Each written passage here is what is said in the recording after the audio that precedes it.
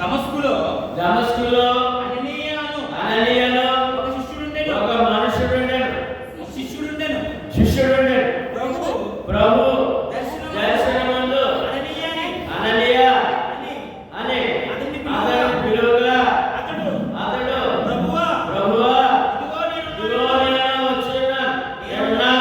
అందుకు ప్రభువు నీవు లేచి తిన్నదాన్ని దానపడిన వీధికి వెళ్ళి యోధా అడువాని ఇంట దాసువాడైన సౌలు అను వాని కొరకు విచారించును. ఇదిగో అతడు ప్రార్థన చేస్తున్నాడు. అతడు అననీయ అను ఒక మనుషుడు లోపలికి వచ్చి తాను దృష్టి పొందినట్లు తల మీద చేతులు ఉంచుట చూచి ఉన్నాడని చెప్పాడు. చూసారా ఇక్కడ పౌలు గారికి దర్శనించారండి. ఎవరు ప్రభు అన్నాడు, ఏంటి అన్నాడు, నువ్వు పలానా చోటుకి వెళ్ళి అక్కడ నీకు తర్వాత చెప్తాడు. వెళ్ళు అన్నాడు. ఏమండి ఆయన వెళ్ళి ఒక తిన్ననే ఒక వీధిలో ఏమండి యోధా అని ఆయన ఎవరంటే యోధా అని వారింట ఉన్నాడు. అప్పుడు కళ్ళు కనపడలేదు, పడిపోయి ప్రభు దర్శనం పడిపోయి అవి వెళ్ళి చూడలేదు. తీసుకెళ్ళి అక్కడ అర్పించారు. ఇక్కడ 3 రోజులు అన్నపానాలు లేవు, ప్రార్థన చేస్తున్నాడట. ఈ సమయంలో మరి అననీయ యొక్క శిష్యుడిని ప్రభువారు ఆయన దగ్గరికి పంపిస్తున్నాడు. పంపించి మాట్లాడమాట. తర్వాత 17 చూద్దాం. 17 అననీయ వెళ్ళి ఆయన ప్రవేశించి అతని మీద చేతులుంచి సౌలా సహోదరుడా నీవు వచ్చిన మార్గములో నీకు కనబడిన ప్రభువైన యేసు ఏంటంటే మార్గంలో ఎవరు కనబడ్డారు? దర్శనం అనే మాట వచ్చింది అక్కడ. ఏమంటే మాట్లాడడం స్వరమానం తప్ప కనపడదని అక్కడ రాయలేదు. తర్వాత అననీయ అన్నాడు, నీవు వచ్చే మార్గంలో నీకు కనబడిన ప్రభువైన యేసు అన్నాడు. నీవు దృష్టి పొంది పరిశుద్ధాత్మలో నింపబడినట్లు నన్ను పంపి ఉన్నాడని చెప్పాను. అప్పుడే చూసారా ఇక్కడ అననీయ వచ్చేవాడంటే, సౌలా సహోదరుడా నీవు వచ్చిన మార్గంలో నీకు కనబడిన ప్రభువైన యేసు.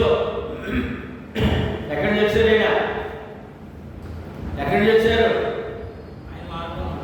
ఎక్కడ చేశారు ప్రభు? పరలోకం నుండి దర్శనం. పరలోకం దర్శనం. చూడండి, ఈ మాట పట్టుకునే ప్రతి మతశాఖ సేవకులు నేను ప్రభు దర్శనం చూశాను, నాతో మాట్లాడేలా మాట్లాడుతున్నారు. ఇప్పుడు అది అవసరం లేదు, అటువంటి అవసరం లేదు, అటువంటి అబద్ధం, మోసం. ఎవరు పనికి పంపినట్లు అపోస్తలుడు పౌలు కనపడ్డాడు. తిరుగుబాటుదారు ఓకే, తిరుగుబాటుదారు అనే విషయాన్ని మనం కూడా చూడగలుగుతాం. అతను గురించి మనము గలతీ పత్రికలు చూద్దాం. అతని యొక్క పౌలు గారి యొక్క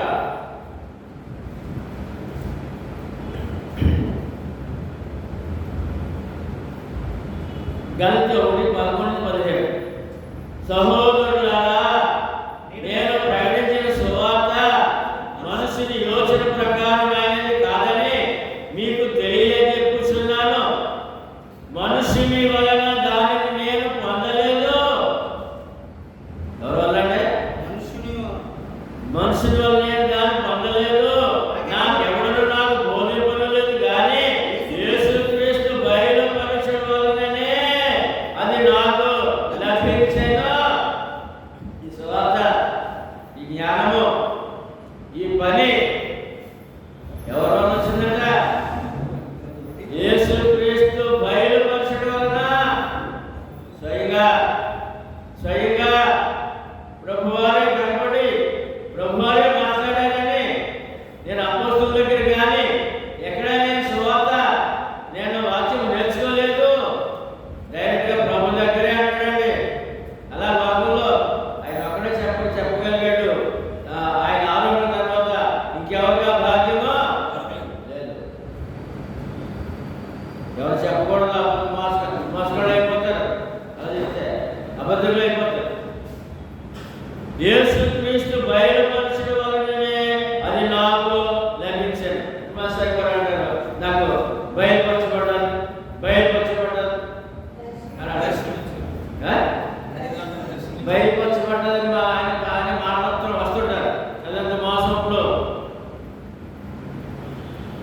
నాకు లభించింది.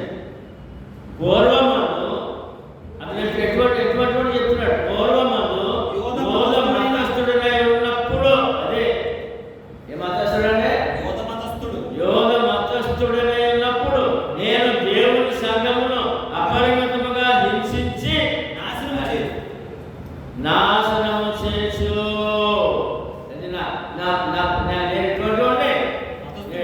తెలుసా అన్నాడు. మత పిచ్చోడు, యోధ మత పిచ్చోడు సంఘమును అపరిమితముగా హింసించి నాశనము చేయొచ్చు. నా పితరుల పారంపర్యాచారమందు విశేషాసక్తి గలవాడనై స్వజాతీయులలో నా సమాన వయస్కులైన అనేకుల కంటే యూదుల మతములో ఆధిక్యమునందునని నా నడవడిని గురించి వేరు పెట్టింది అని గల్తీయుల సంఘంలో మరి పత్రిక రాస్తారండి. నేనేంటి గల్తీ 1:11 గల్తీ 1:11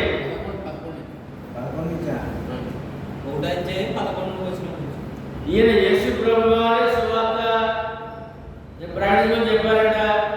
ఏమంటే యేసు ప్రభు వారి ఏం చెప్పాలో చెప్పారంట, స్వయంగా కనబడ్డారంట అనే విషయాలు మనం చూస్తున్నాం. అటువంటిప్పుడు మరి పౌలు గారి పరిచర్య కానీ పత్రికలు కానీ మరి పౌలు గారి సొంత మాటలు అయిపోతాయా, ప్రభు మాటలా? ఇప్పుడు ఈ వాక్యంలో లోపం తెలుసుకోవాల్సింది ఏంటంటే, పౌలు గారు యోధ మతస్థుడు అంటాడు, క్రీస్తు మీద సంఘం మీద తిరగబడ్డానంటాడు, నాశనం చేయాలని చూశానంటాడు. ఇవాళ లోపం కూడా ఈ మత పిచ్చోడు అలా ఉన్నాడు. అయినప్పటికీ మరి త్వరగా ఎక్కడ రావాలి? ప్రభు దగ్గరికే రావాలి. అది నేర్పించినప్పుడు వాక్యం ద్వారా సమాజాన్ని. ఏమండి మరి ఎటువంటి మలికే ఉన్న అతనిలోనే నా పితరుల ఏంటంటే పారంపర్యాచారం. ఈవేళ మరి క్రీస్తు తిరగబడి అందరూ దేని బట్టి పారంపర్యాచారం, మా ఆచారాలు, మా వ్యవహారాలు మరి భంగపడుతున్నాయి, అడ్డు వస్తున్నారని చెప్పి వస్తున్నారు కదా. అది కూడా పౌలు గారు మాట్లాడుతున్నారు. ఏమంటే నా పితరుల పారంపర్యాచారముందు విశేష ఆసక్తి గలవాడనే. ఈవేళ మతస్థులు కూడా అదే విధంగా ఉన్నారు అనే విషయాన్ని కూడా మనం తెలుసుకోవాల్సిన అవసరం ఉంది. మరి కూడా స్వజాతీయులలో నా సమాన వయస్కులైన అనేకుల కంటే యోధ మతములో నేను ఎంత గొప్పవాడో తెలుసా? ఈవేళ సమాజంలో మతస్థులు చాలా మంది గొప్పవాడు ఉండి ఉండొచ్చు, పితృ పారంపర్యాచారంతో ఉండి ఉండొచ్చు. మరి ఎక్కడికి రావాలి? తిరిగంటే ప్రభు దగ్గరికి రావాల్సిందే. యోధ మతం కంటే ముందు యోధ మతం కంటే గొప్ప మతం ముందేమీ లేదు. అటువంటి యోధ మతాన్ని వదులుకొని ఏమండి పితృ పారంపర్యాచారం వదులుకొని నేను ప్రభు దగ్గరికి వచ్చానని చెప్పడం జరుగుతుంది. ఆ విధంగా లోకమంతా రావాలి. ఎంతమంది అండి? లోకమంతా రావాలి. మా 9 చూద్దాం. 9వ అధ్యాయము కొరింథీ పత్రిక 9వ అధ్యాయము 3-6. నన్ను విమర్శించు వారికి నేను చెప్పు సమాధానం ఇదే: తిరుటకును త్రాగుటకును మాకు అధికారం లేదా? తగ్గిన అపోస్తలుల వలెను, ప్రభు యొక్క సహోదరుల వలెను, కేఫా వలెను, విశ్వాసురాలైన భార్యను వెంటబెట్టుకొని తిరుగుటకు మాకు అధికారం లేదా? మరియు పనిచేయకుండుటకు నేను మరణభావి మాత్రమే అధికారం లేని వారమా అని సేవకులకు అధికారం లేదా సేవ చేయడానికి అని ఇక్కడ ప్రశ్నిస్తున్నాడు. దాని గురించి మార్చి చూద్దాం ఒకసారి.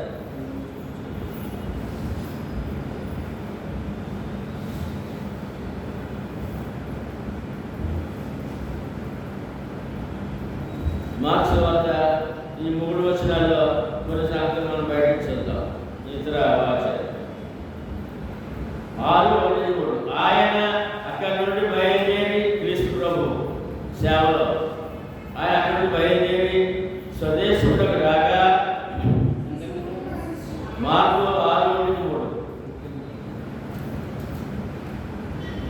ఆయన అక్కడ నుండి ఉన్నాడు. ఇక్కడ గొప్ప మాట ఏంటంటే నన్ను విమర్శించడానికి నేను చెప్పు సమాధానం ఇదే: తిరుగుటకును త్రాగుటకును మాట్లాడక అధికారం లేదా తగ్గిన అపోస్తలులను ప్రభు యొక్క సహోదరుల వలెను.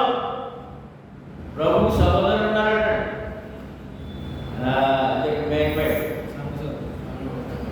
ఆయన తర్వాత పుట్టుబారు ప్రభు యొక్క సహోదరుల వలెను కేవలను విశ్వాసం భార్యను అడ్డబెట్టుకొని తిరుగుటకు మాకు అధికారం లేదా, మరియు ఏమంటే పరిచయకుటకు నేను బండబాయి మాత్రమే అధికారం లేనివారమా అన్నాడు కదా. కానీ ఇక్కడ మరి అపోస్తలుల గురించి మనకు తెలుసు. మరి ప్రభువు యొక్క సోదరులకు తెలియదు కదా.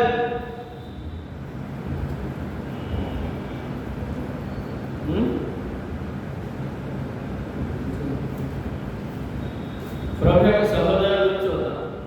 వాక్యం మార్క్స్ వార్త 6:1 ఆయన అక్కడి నుండి బయలుదేరి స్వదేశుడికి రాగా ఆయన శిష్యులు ఆయన వెంబడించి విశ్రాంతి దినము వచ్చినప్పుడు ఆయన సమాజ మందిరంలో భోజనమును ఆరంభించారు.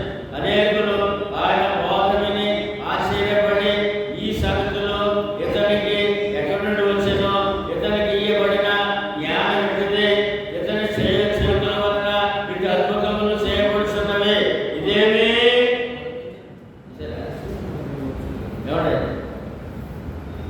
యెరూషలేము చుట్టుప్రక్కల ప్రాంతాలు, యోధ ప్రాంతాలు తిరిగి అనేక అద్భుతాలు, అనేక పరలోక సంగతులు ఆయన బోధిస్తున్నారు. అక్కడ తిరిగి ఆయన తన స్వదేశానికి వచ్చారు. అంటే గలిలయ, నజరేతు వచ్చారు.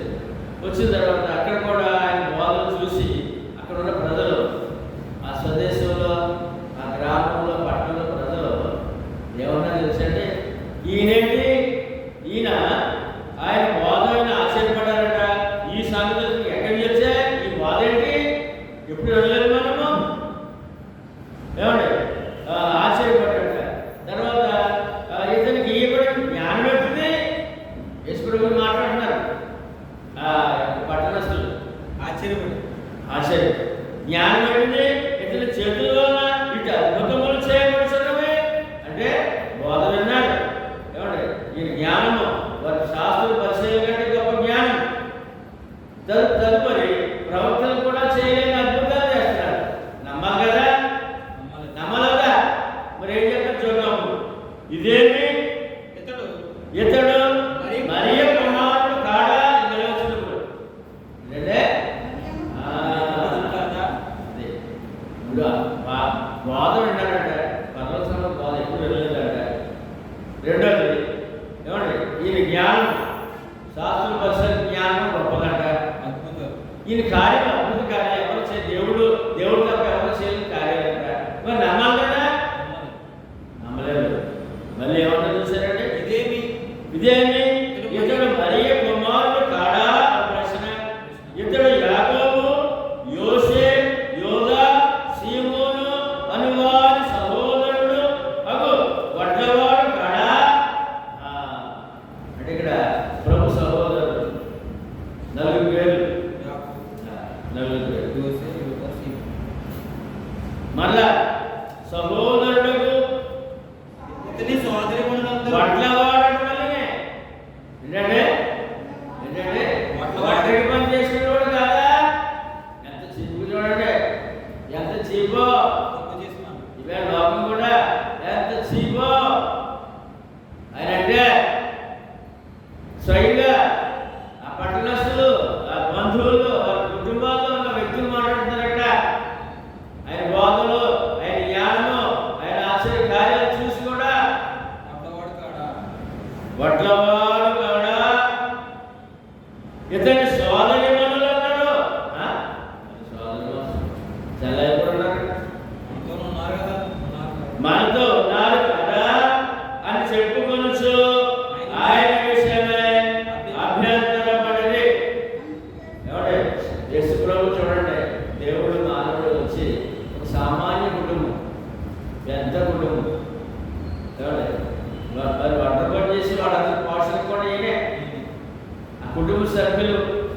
కుటుంబ సభ్యులు పెద్ద కుటుంబము, సామాన్య కుటుంబంలో పెద్ద కుటుంబంలో జన్మించిన వ్యక్తి, ఒక సామాన్య జీవితాన్ని గడిపిన వ్యక్తి సృష్టికర్త అయ్యింది. ఎవరంటే మన కుటుంబాల నుండి ఆయనే మాకు ఎందుకు పుట్టాం, ఎందుకు కన్నారుగా అంటారు కదా. కనుక ఈ కుటుంబ వ్యవస్థను కూడా ఆయన అనుభవించాడు. కుటుంబ వ్యవస్థను కూడా ఆయన అనుభవించాడు. సాధారణ జీవితాన్ని అనుభవించాడు ఆయన అని మన ఇక్కడ. కనుక ఇద్దరు సోదరిమణులందరూ మనతో ఉన్నారు కదా అని చెప్పుకోవచ్చు. ఆయన విషయమే అభ్యంతరపడేదే నమ్మదనట. ఈ కారణాలు చూసి జగన్నాథ్ వాటర్పడట అతను మరీ కొడుకంట, ఏమండి అతనికేమో తమ్ముళ్ళు ఉన్నారంట, చెల్లెలు ఉన్నారంట, ఒక సామాన్య కుటుంబం అంట. ఏంటి గొప్పతనం?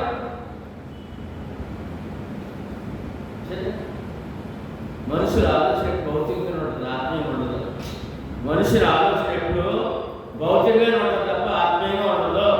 ఇవాళ ప్రభు దగ్గర ఆత్మీయంగా ఉండాలి, భౌతికంగా కాదు, భౌతిక ఆలోచన కాదు అని మనం ఇక్కడ ఈ వాక్యంలో తెలుసుకోవాల్సిన అవసరం ఉంది. గలతీ 1:18 చూద్దాం. ఇక్కడ ఇంకా ఈ సహోదరులు ఉన్నారు బలంగా చెప్పడందుకు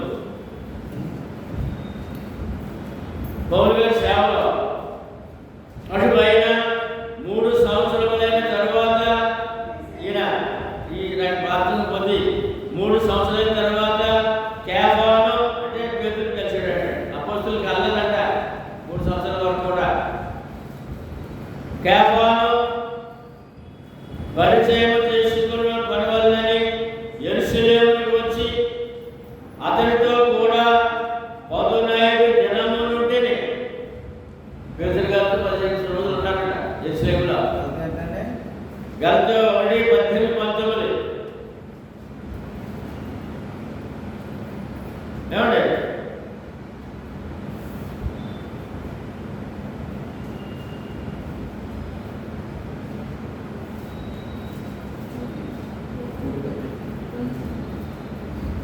అతనిని తప్ప అపోస్తలులను మరి ఎవరిని నేను చూడలేదు కానీ అని పెట్టాడు ఇక్కడ.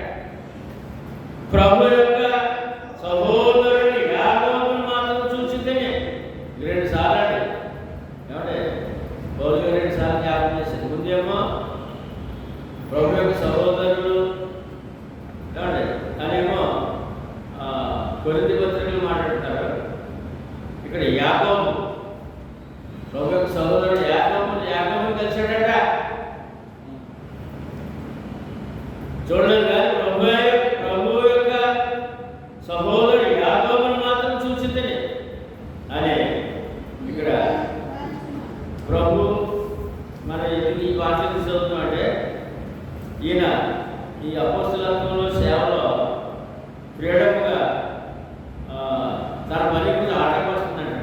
అందుకని తక్కిన 5వ వచనం తక్కిన అపోస్తలులను కొరింథీ పత్రిక అపోస్తలులు ప్రభు యొక్క సహోదరులను అని మనం చదువుతున్నామట. ప్రభు సహోదరులు కూడా సేవకు వచ్చారనమాట. అదే యోధా పత్రిక, యాకోబు పత్రిక, యేసుప్రభు సహోదరులు రాస్తారు. యోధా, యాకోబు. తర్వాత మత్తయి సువార్త 12:46-50. 12:46-50. మత్తయి సువార్త 12వ అధ్యాయము. ఆయన జన సమూహములతో ఇంకా మాట్లాడుచుండగా ఇదిగో ఆయన తల్లియు సహోదరులను ఆయనతో మాట్లాడవచ్చు వెలుపల నిలిచి అప్పుడొకడు ఇదిగో నీ తల్లియు నీ సహోదరులను నీతో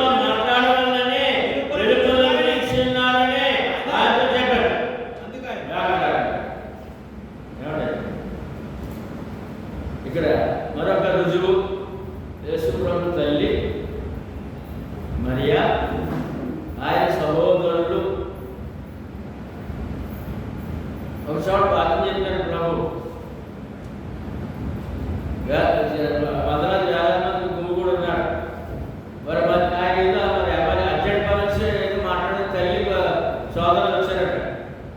ఏమండి వస్తే లోపలికి ఆయన రావడానికి అవకాశం లేదు. అప్పుడు ఒక అతను ఆ కుటుంబాన్ని ఎరిగినవాడు చెప్తున్నాడు. వచ్చాడు ప్రభు మొత్తానికి కాడి చేసి ప్రభు దగ్గర వచ్చి అన్నాడు, ప్రభువా మీ తల్లిగారును మీ సహోదరులు వచ్చి బయట మీతో మాట్లాడాలని ఉన్నారన్నాడు. అంటే ఇప్పుడు యేసు ప్రభు సహోదరులు తర్వాత సహోదరులు ఉన్నారని జరిగిన వారు చెప్తారు కదా. ఇక్కడ ఏమా అర్థమవుతుందా? రోమన్ క్యాథలిక్ వారు ఆమె ఇంకా కన్యకగానే పూజ చేస్తారు. అది ఆ మాటలు చేస్తారు. ప్రపంచమంతా రోమన్ క్యాథలిక్ మరియమ్మని కన్యకగా పూజ చేస్తారు. ఈ రోజు వరకు 12:40 ఇలాగ అన్నారండి. ఇది శారీరకంగా వారి బంధాన్ని జ్ఞాపకం చేస్తారు. ఇప్పుడు ప్రభు ఏమన్నా చూద్దాం. అందుకైనా తనతో ఈ సంగతి చెప్పిన వాడిని చూచి నా తల్లి ఎవరు, నా సహోదరులు ఎవరు అని చెప్పి నా శిష్యుల వైపు ఇక్కడ ఆయన ఉన్నాడు. తల్లి ఎవరు అంటే ఇక్కడ భౌతిక బంధం, శారీరక బంధం కనపడుతుంది ఇక్కడ. కానీ ఈయన మాట్లాడే విధానం ఏంటంటే ఆత్మీయ బంధాల గురించి మాట్లాడారు. అది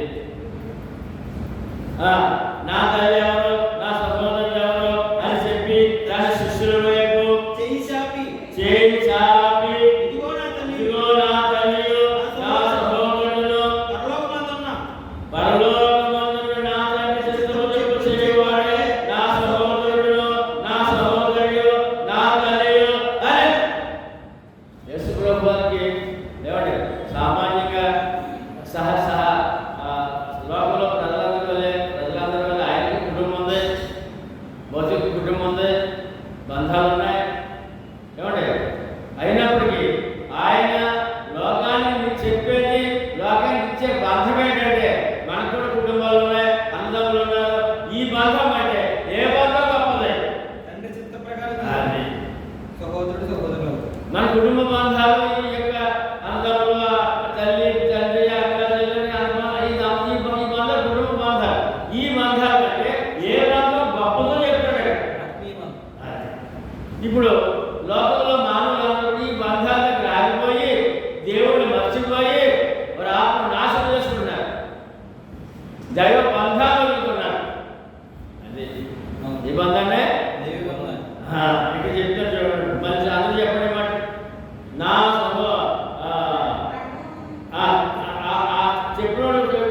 చెప్పినోడితో ఆయన మాట్లాడుతూ కూర్చున్న జనంలో చేయి చాపి ఇదిగో నా తల్లి నా సహోదరులను పరలోకమందున్న నా తండ్రి చిత్తము చేయువాడే నా సహోదరుడు నా సహోదరులు నా తల్లియు అనేగా.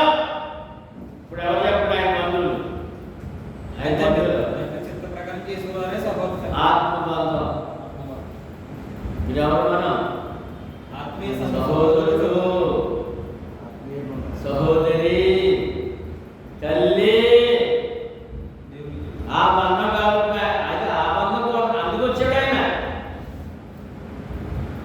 ఏమండి పుడతారు అన్నదమ్ములు అక్కజనులు పుడతారు, తల్లిదండ్రులు ఉంటారు, తల్లిదండ్రులు పోతారు, అక్కజనులు అన్నదమ్ములు అందరూ పోతారు. కానీ ఈ బంధం నీకు ఉందా? దైవ బంధం ఉందా? దైవ బంధం సంపాదించుకున్నావా? ఇప్పుడు ఎవరండి ఏ బంధం ఉంటుంది? ఏమి సంపాదించుకున్నామండి? మనలోకి తండ్రి చిత్తమేంటి? తన కుమారుని ఈ బాలికను బలిచి ఆ బలియాగము సువార్తగా ప్రకటించినప్పుడు దాని లోపడి నేను పాపని ఒప్పుకొని ఆ పాప క్షమాపణ యేసు ప్రభు శిలువలో బలియాగమయ్యాడని పరలోకమందున్న ప్రభు నా కొరకు వచ్చాడని ఎక్కడ తెచ్చాడంటే మరియమ్మ కొడుకు అన్నారు. పరలోక ప్రభు ఎవరైనా మరియమ్మ కొడుకు ఏమన్నా తెలుసండి? ఇంకా భయంకరంగా మాట్లాడే ఇప్పటికి ఇస్రాయేల్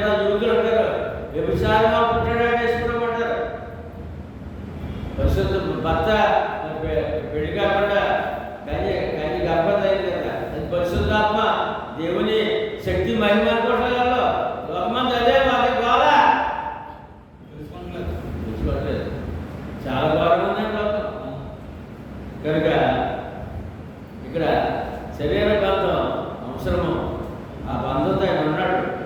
ఏమండి తండ్రిగా ఏమో యోసేపు ఉన్నాడు శరీరంగా అంటే యోసేపు అంటే వంశం గురించి తల్లి మరియ ఉంటుంది, తన సహోదరులు ఉన్నారు. ఈ కుటుంబ బంధాలు ఆయన అనుభవించాడు. కానీ ఆత్మ బంధానికి సిద్ధపరుస్తున్నాడు, దైవ బంధానికి సిద్ధపరుస్తున్నాడు ఆయన అనే విషయాన్ని మనం చాలా తేటగా ఈ వాక్యం మనకి తెలియజేస్తూ ఉన్నది. ఇప్పుడు ఈ మాట నేను చాలా ఆనందిస్తున్నానండి. ఏమంటే ఈ దేవుని చిత్త ప్రకారం చేయవాడే నా సహోదరుడును, నా సహోదరియు, నా తల్లియు. ఈ బంధం సంపాదించిన వాడే గొప్పవాడే లోకంలో. ఏమంటే ఇంకేమో బంధాలు నేను ఎంతమంది పిల్లలు కన్నాను, ఎంతమంది పిల్లలు కన్నాను, నా తల్లిదండ్రులు గొప్పవాడు, ఇంత ఆస్తి కలవాడు, నాకు ఎక్కడ మంచి పుట్టలు ఈ ఏం పనికిరా ఏమే దైవ బంధం దేవుడితో బంధం కలిగి ఉన్నావా? యేసు ప్రభువు సహోదరుడు ఉన్నావా? సహోదరుడు ఉన్నావా? తల్లి ఉన్నావా? ఇంకే బంధాలైనా బంధువులు ఉన్నావా? 9వ అధ్యాయం 7 నుంచి ఎవడైనా తన సొంత ఖర్చు పెట్టుకొని దండులో కొలువు చేయడా, ద్రాక్ష తోట చేసి దాని ఫలము తినని వాడెవడు, మందను కాచి మంద పాలు త్రాగిన వాడెవడు. ఈ మాటలు లోకాచారము బట్టి చెప్పుచున్నానా? ధర్మశాస్త్రం కూడా వీటిని చెప్పుచున్నది. కళ్ళము త్రొక్కు చున్న ఎద్దు మూతికి చిక్కమని పెట్టవద్దు అని మోసే ధర్మశాస్త్రం రాయబడి ఉన్నది. దేవుడు ఎడ్ల కొరకు సాధించుచున్నాడా? కేవలము మన కొరకు దీనిని చెప్పుచున్నాడా? అవును, మన కొరకే కదా ఈ మాట రాయబడను. ఏలైనగా దున్నవాడు ఆశతో దున్నవలెను, కళ్ళము త్రొక్కు చుండువాడు పంటలో పాలు పొందవలెనని ఆశతో త్రొక్కింపవలెను. మీ కొరకు ఆత్మ సంబంధమైనవి మేము విత్తియుడగా మీ వలన మీ కొరకు ఆత్మ సంబంధమైనవి మేము విత్తియుడగా మీ వలన శరీర సంబంధమైన ఫలములు పోసుకొనుట గొప్ప కార్యమా? ఇతరులకు మీ పైన ఈ అధికారములో పాలు కలిగిన ఎడల మాకు ఎక్కువ కలదు కదా. అయితే మేము ఈ అధికారమును వినియోగించుకోలేదు. క్రీస్తు సువార్తకు ఏ అభ్యంతరమైన కలుగుతే కొనుటకై అన్నిటిని సహించుతున్నాము. ఇక్కడ కూడా శరీర బంధము, ఏమంటే ఆత్మ బంధం, ఈ రెండు విషయాలు మళ్ళీ జ్ఞాపకం చేయాలి. ఏది గొప్పది? 11 మీ కొరకు ఆత్మ సంబంధమైన విద్యుడగా మీ వలన శరీర సంబంధమైన ఫలములు కోరిటి గొప్ప కార్యమా? అంటే పౌలు గారి సేవలో, ఏమంటే ఆ యొక్క కాంపిటీషన్లో, సేవకు ఆర్థిక సహాయ విషయంలో ఏమన్నా మాట వచ్చిందన్నమాట.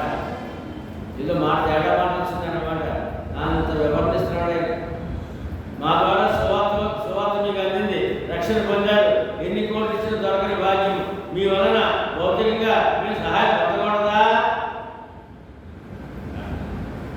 ఆ విషయాన్ని కూడా జ్ఞాపకం చేస్తున్నాడు.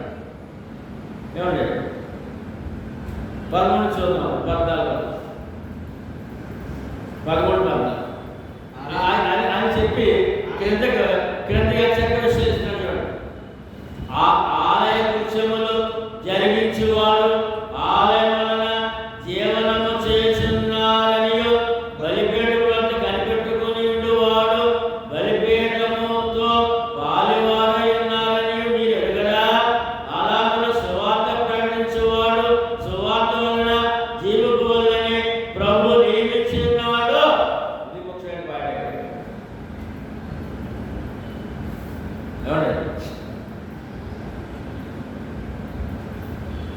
చూసారా? ఇక్కడ పౌలు గారి మీద ఏదో తిరుగుబాటు వచ్చిందండి.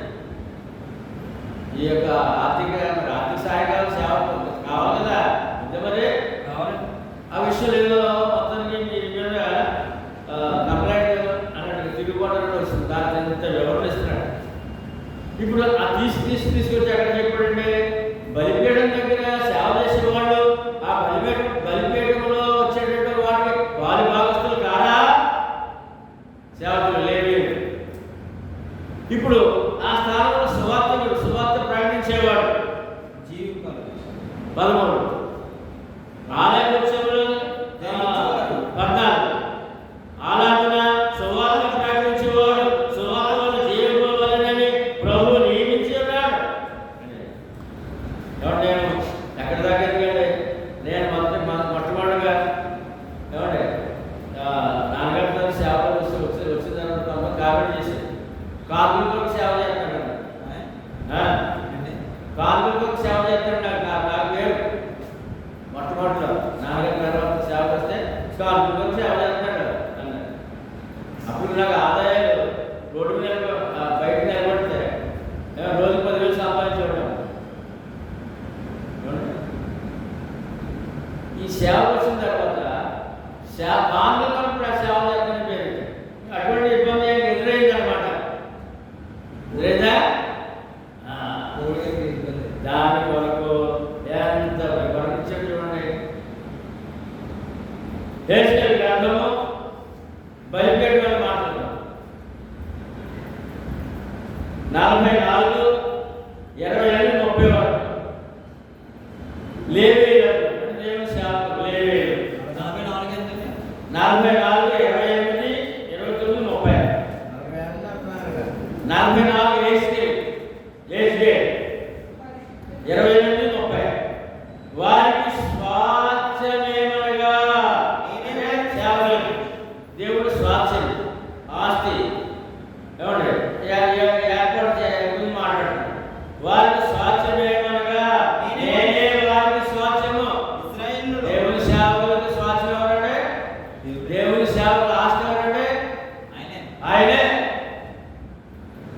ఇశ్రాయేలీయులు వారికి ఎంత మాత్రమును స్వాస్థ్యం ఇయ్యకూడదు.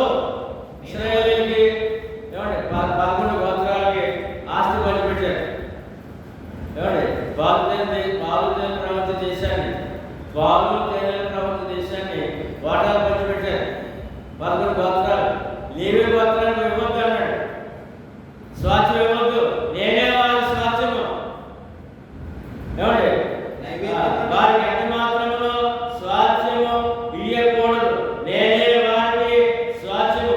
నైవేద్యములను పాప పరిహార బలి మాంసమును అపరాధ పరిహార బలి మాంసమును వారి ఆహారమును ఇశ్రాయేలీయుల చేత దేవునికి ప్రతిష్ఠితములకు వస్తువులన్నీ వారి దేవుడు ఏర్పడే సేవకులు.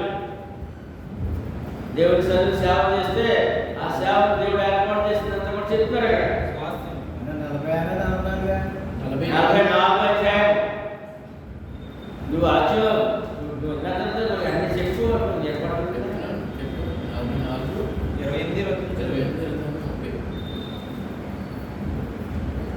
బలిపీఠం దగ్గర అనే వాక్యాన్ని కొరింథీ పత్రికలో 9-11 జ్ఞాపకం చేశారు కనుక ఆ విషయం మనం ధ్యానిస్తున్నప్పుడు తర్వాత ద్వితీయోపదేశకాండం 18, 1-5 యాజకులైన లేవీయులకు అనగా లేవీ గోత్రికులందరికీ ఇశ్రాయేలీయులు పాలైనను స్వాస్థ్యమైనను ఉండదు. ఇశ్రాయేలీయులు అందరికీ ఈ యొక్క పాలు కూడా చేసి పంచిపెడతాడు. వీళ్ళకి ఉండదు, వీళ్ళకి ఇవ్వద్దు అన్నాడు. వారు యెహోవా హోమ ద్రవ్యములను తిందురు, అది వారి హక్కు. సేవలో వచ్చింది, సేవకుడు హక్కు అన్నాడు. ప్రభు అన్నమాట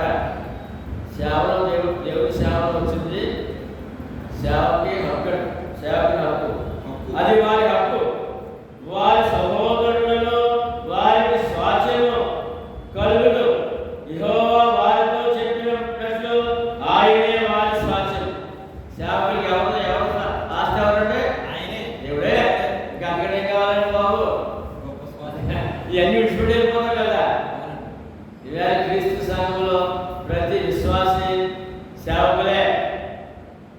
ఆస్తి దేవుడి ఆస్తి రాష్ట్రంలో ఇక్కడ ఏముంది? పక్కుందా, గోడుందా, బ్యాగుందా, మిత్తుందా, ఇలా ఇప్పుడు కూడుకుంటే ఏడకూడదా? అదే క్రైస్తవుడు అయినందుకు దేవుడే స్వాస్థ్యము.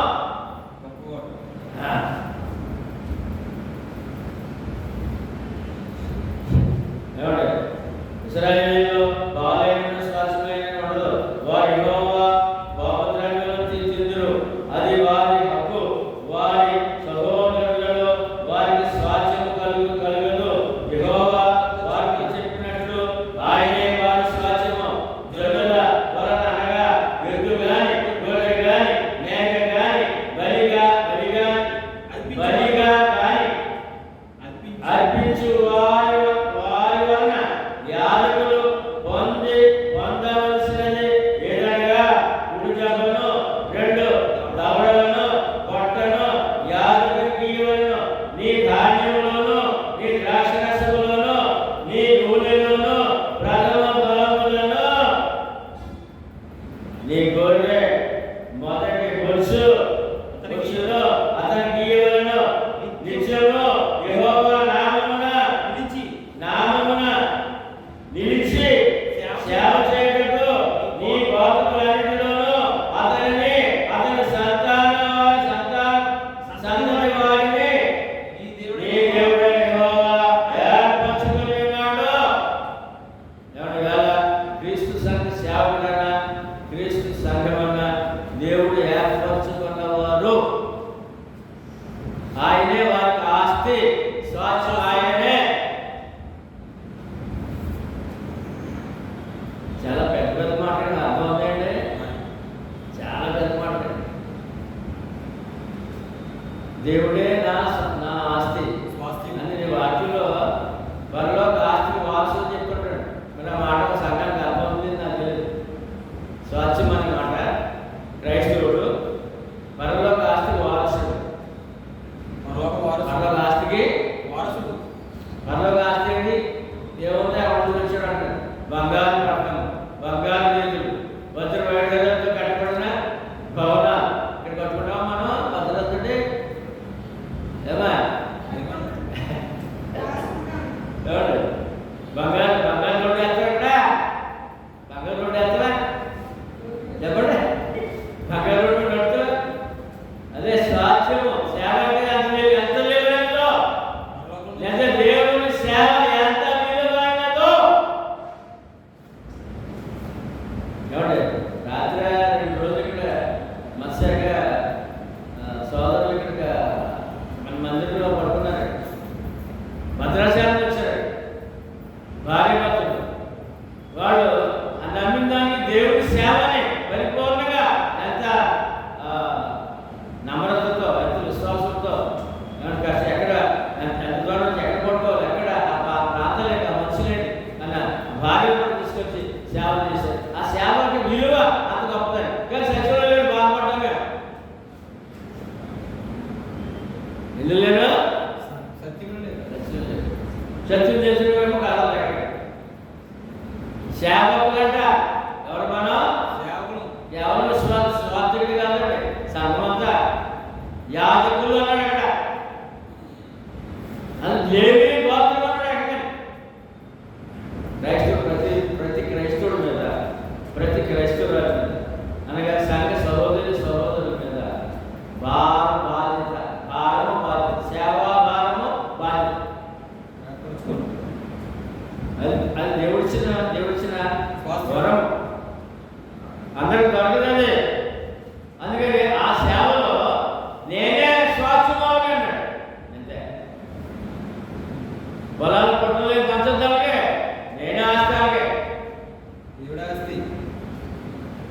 పాలు తెలుగు రాజు దేశంలో అది వాటాలు పంచారండి. 7 గోత్రాలకి నేను పంచుతానండి.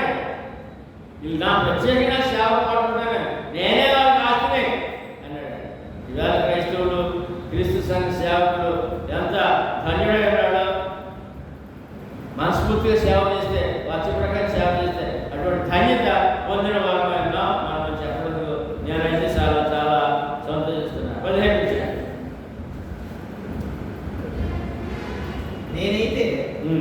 వీటిలో దేనినైనను నేనైతే వీటిలో దేనినైనను వినియోగించుకోలేదు.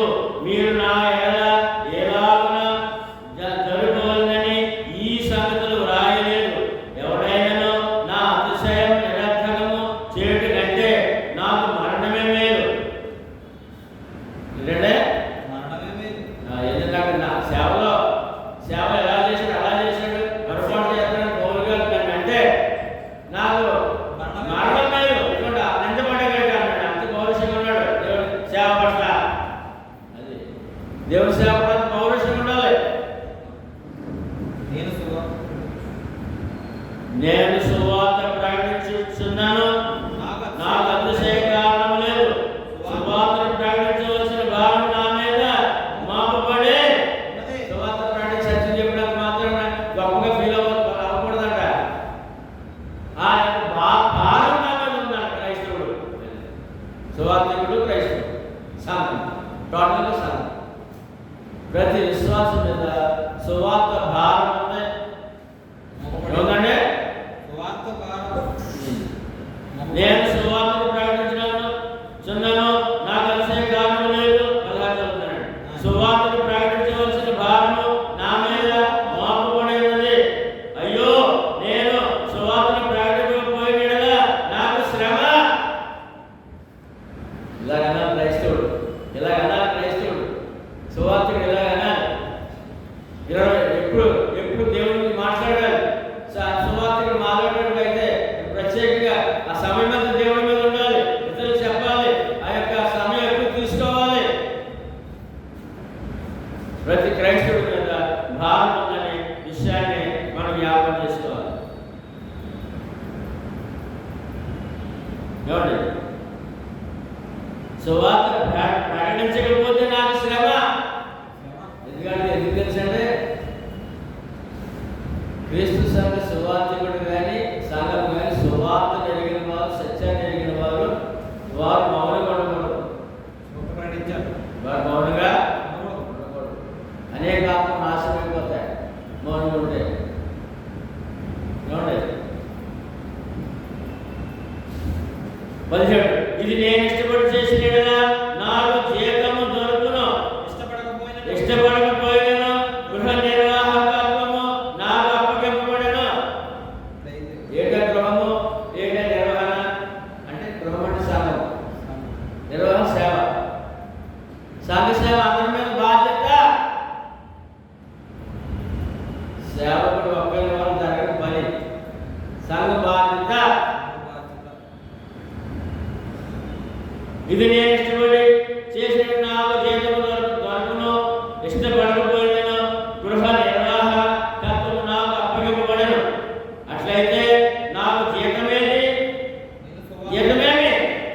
నేను సువార్త ప్రకటించినప్పుడు సువార్త యందు నాకున్న అధికారమును పూర్ణముగా వినియోగపరచుకోకుండా సువార్తను ఉచితముగా ప్రకటించుడే నా జీతము. సువార్తికునికి జీతమేంటి? సంఘ సహోదరునికి జీతమేంటి? సువార్త ప్రకటించడమే జీతం. వార్త ప్రకటించడమే జీతం. నాకేమొచ్చింది, సేవకులు కూడా ఇవాళ క్రీస్తు సంఘ సేవకులు మళ్ళీ మా సంఘం కలిసిపోతారండి. ఈ ప్రశ్న వేసుకొని ఈ క్రీస్తు సంఘంలో ఏముందండి, ఎవరన్నా రారండి, డబ్బులు డోలు లేవు, ఎవరు రావడానికి కానుకలు లేవండి అని చెప్పి క్రీస్తు సంఘ సేవకులు మళ్ళా సడలిపోతారండి. దేవుడితో జీతం వార్తను ఉచితంగా ప్రకటించండి. ఎలా ప్రకటించాలంటే ఉచితముగా. అందుకే నేను సువార్త చెప్తానండి. ఏమంటే రక్షణ, ఈ సువార్త ఒక వ్యక్తి వెళ్తుందంటే రక్షణ దేవుడు ఇస్తున్నాడంటే ఉచితము. ఏంటంటే సువార్త చెప్పినప్పుడు ఏమైనా పచ్చిపెట్టాలంటే వార్తల గురించి సువార్త విన్నందుకు, వార్తను పొందినందుకు 1000 రూపాయలు ఇవ్వాలా, 10,000 ఇవ్వాలా, కొత్త పండుగ చేయాలి అనుకుంటారు. ఉచితము ఏంటిదే? ఉచితము.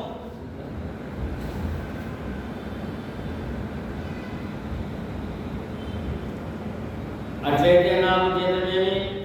నేను సువార్తను ప్రకటించినప్పుడు సువార్త నాకున్న అధికారమును పూర్ణముగా వినియోగించుకోకుండా సువార్తను ఉచితముగా ప్రకటించుడే నా జీతం. ఇక్కడ అధికారం అంటాడు. నాకున్న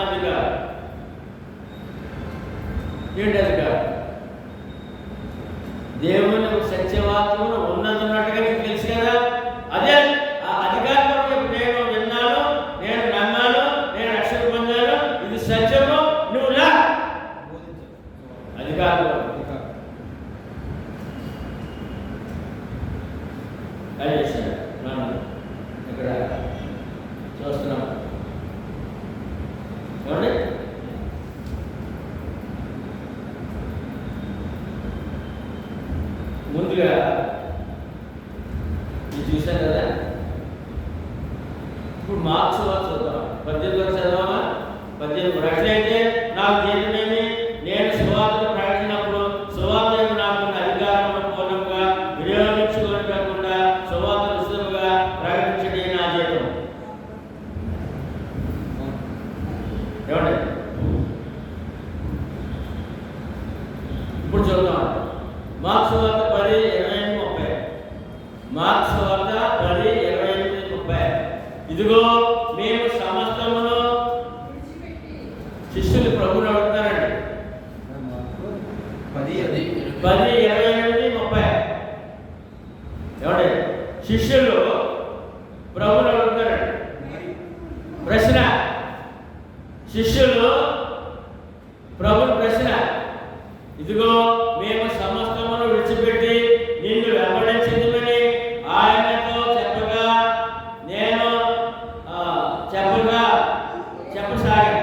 అందుకు యేసు ఇట్లనెను, నా నిమిత్తమును సువార్త నిమిత్తమును ఇంటినైనను అన్నదమ్ములనైనను అక్క చెల్లెలనైనను తల్లిదండ్రులనైనను పిల్లలనైనను భూములనైనను విడిచిన వాడు ఇప్పుడు ఇహమందు హింసలతో పాటు నూరంతలుగా ఎండ్లను అన్నదమ్ములను అక్క చెల్లెలను తల్లులను పిల్లలను భూములను రాబో లోకమందు నిత్య జీవమును పొందునని మీతో చెప్పుచున్నాను.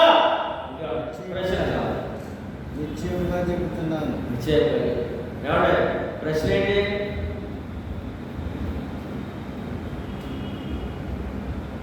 ధనవంతుడు వచ్చాడండి. యశ్ ప్రభు గారికి ధనవంతుడు వచ్చాడు. వచ్చి వాడు కూడా నిత్య జీవం పొందడం నేనేం చేయాలి అడిగాడు. అయితే నీ ఆస్తిని పేదలకు ఇచ్చే నేను గమనించాను. అతను మిగిలిన ఆస్తి పరుడు కనుక తక్కువడితే వెళ్ళిపోయాడు. పరలోకం ఇచ్చే ఆయన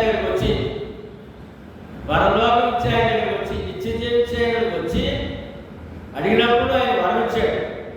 నీ మనసు అంతా ఆస్తిలోకి ఉంది, ఆస్తిని పేదలకు ఇచ్చి నేను గమనించాను. ఏమంటే ఆయన ఒకసారి దుఃఖపడి వెళ్ళిపోయాడు. అప్పుడు ప్రభు అంటాడు, ఆస్తి మీద నమ్మకం ఉన్నవాడు పరలోక రాజ్యంలో ఆత్మను రక్షించుకోలేడు, పరలోక ప్రవేశం కాదు అని చెప్పి అప్పుడు దాని ప్రశ్న అన్నప్పుడు, అయితే మేము అంతా నిలబెట్టి వచ్చాం కదా మాకేంటి? సందర్భం బట్టి ప్రభు ప్రశ్నించేసాడు. అప్పుడు ఆయన అంటాడంటే ఎంత చక్కగా చెప్పాడంటే, నా కొరకు సువార్త కొరకు ఏంటంటే నా కొరకు సువార్త కొరకు నీకున్న బంధాలు కానీ ఏమంటే గొప్పతనాలు కానీ ఏమంటే ఆస్తిపాస్తులు కానీ కుదురుకొని వచ్చినంత మాత్రాన నువ్వు నష్టపోవయ్యా, నష్టపోవు, 100 రెట్లు ఫలితాలు పొందుతావు, ప్లస్ నిత్య జీవం పొందుతావు. నా కొరకు సువార్త కొరకు నువ్వేమైనా ఏం చేసినా అది నీకు ఫలితమే. దాంతో పాటు అదిగో ఆ ధనవంతుడు ఎప్పటికీ బాధపడు కదా, అతను కోరుకుని నీకు దొరుకుతుంది, నువ్వు పొందగలవు. నిత్య జీవము ఏంటంటే సేవ ఫలితం ఏంటంటే రెండు 100 రెట్లు ఫలము. మర్చిపోకండి మాట, 100 రెట్లు ఫలము ప్లస్ నిత్య జీవము. సేవ వృధా కాదు, సేవ వృధా కాదు, 100 రెట్లు ఫలము. ఇది వేళ ప్రతి విశ్వాసం ఎరగాల్సిన అవసరం ఉంది. వాళ్ళు అడిగారు, శిష్యులు అడిగారు, ఈవేళ బాప్తిస్మం పొందిన మనము ప్రభు శిష్యులము, మనకు ఉన్నదాంట్లో దేవుని సేవకు ఖర్చు పెట్టాలి, కొన్ని వదులుకోవాలి.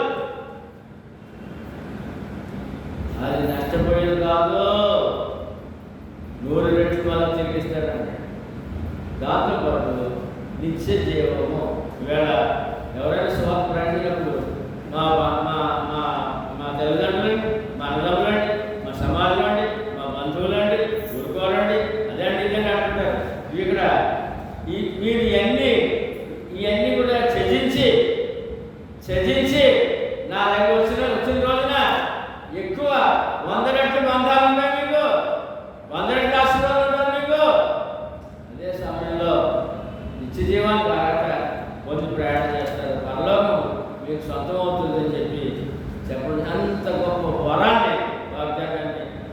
ఇచ్చారు కనుక మరి ఎవరికైనా మనం సువార్త చెప్పినప్పుడు వారికన్నా అడ్డంగా మనం మాట్లాడినప్పుడు ఈ వాక్యం జ్ఞాపకం చేసిన అవసరత అడ్డంగా రావట్లేదు. ఏమంటే భార్య భర్త పిల్లలు ఒప్పుకోరు, ఏమంటే ప్రజలు ఒప్పుకోరు, సమాజం ఒప్పుకోరు, ఇంకా ఏదో అడ్డంగా ముడి వేసుకుంటూ ఈ దగ్గర రాకుండా సువార్త లోపడకుండా నాశనం అయిపోతున్నాడు. నువ్వు రెట్లు నువ్వేమి ఎదుర్కొంటావో నువ్వు రెట్లు తదుపరి పరలోకం కావాలా? పరలోకం అంతా కావాలి, నిత్య జీవం కావాలి. నిత్య జీవం ఒకటి పరలోకం అని వాగ్దానము ఈవేళ క్రైస్తవ లోకానికి, ప్రభు శిష్యు లోకానికి, ప్రభు శిష్యు గణానికి, ప్రభు శిష్యు గణ ఎవరప్పుడు మనమే క్రీస్తు సంఘం ఉంటే అందరు కాదు, క్రీస్తు సంఘ సహోదరులు సువార్త లోబడిన వారే. ఆయన తిరుపతి మత్తయి సువార్త 28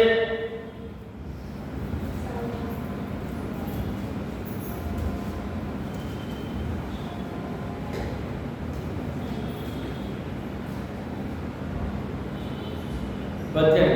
అయితే యేసు వారి యొద్దకు వచ్చి పరలోకమందును భూమి మీదను నాకు సర్వాధికారం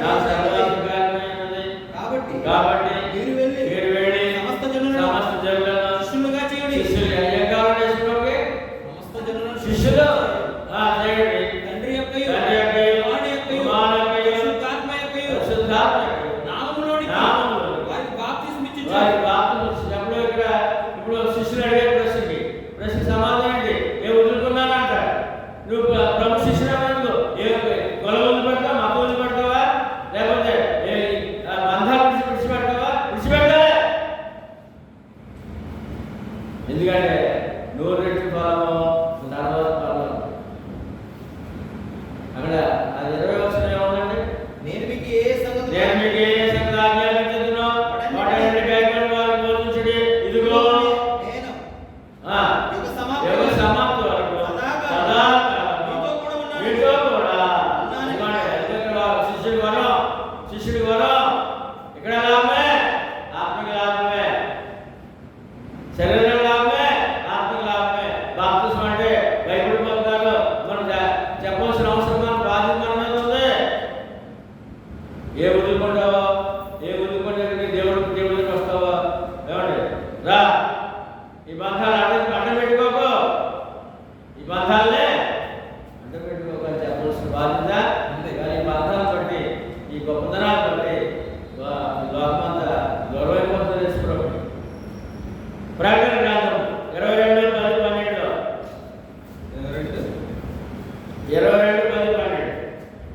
జీతం అన్నాడు కదా, జీతం. మరియు అతడు నాతో ఎలాగ చెప్పాను, ఈ గ్రంథమందున ప్రవచన వాక్యములకు ముద్ర వేయవలదు. కాలము సమీపమైనది. అన్యాయము చేయువాడు ఇంకా అన్యాయమే చేయనివ్వు. అపవిత్రుడైన వాడు ఇంకను అపవిత్రుడుగానే ఉండనివ్వు. నీతిమంతుడు ఇంకను నీతిమంతుడుగానే ఉండనివ్వు. పరిశుద్ధుడు ఇంకను పరిశుద్ధుడుగానే ఉండనివ్వు. ఇదిగో త్వరగా వచ్చుచున్నాను. వారి క్రియ చొప్పున ప్రతి వారికి ఇచ్చుటకు నేను సిద్ధపరిచిన జీతము నా యొద్ద ఉన్నది.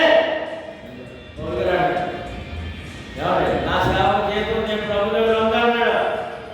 ఉచితముగా నా సేవ ప్రతిఫలం జీతం ప్రభు దగ్గర ఉందన్నాడు. ఇది ప్రభు అన్నాడు, నేను వస్తాను. వారి సేవను బట్టి, వారి క్రమాలు బట్టి, వారి యొక్క ఆలోచన బట్టి జీతం ఇస్తాను.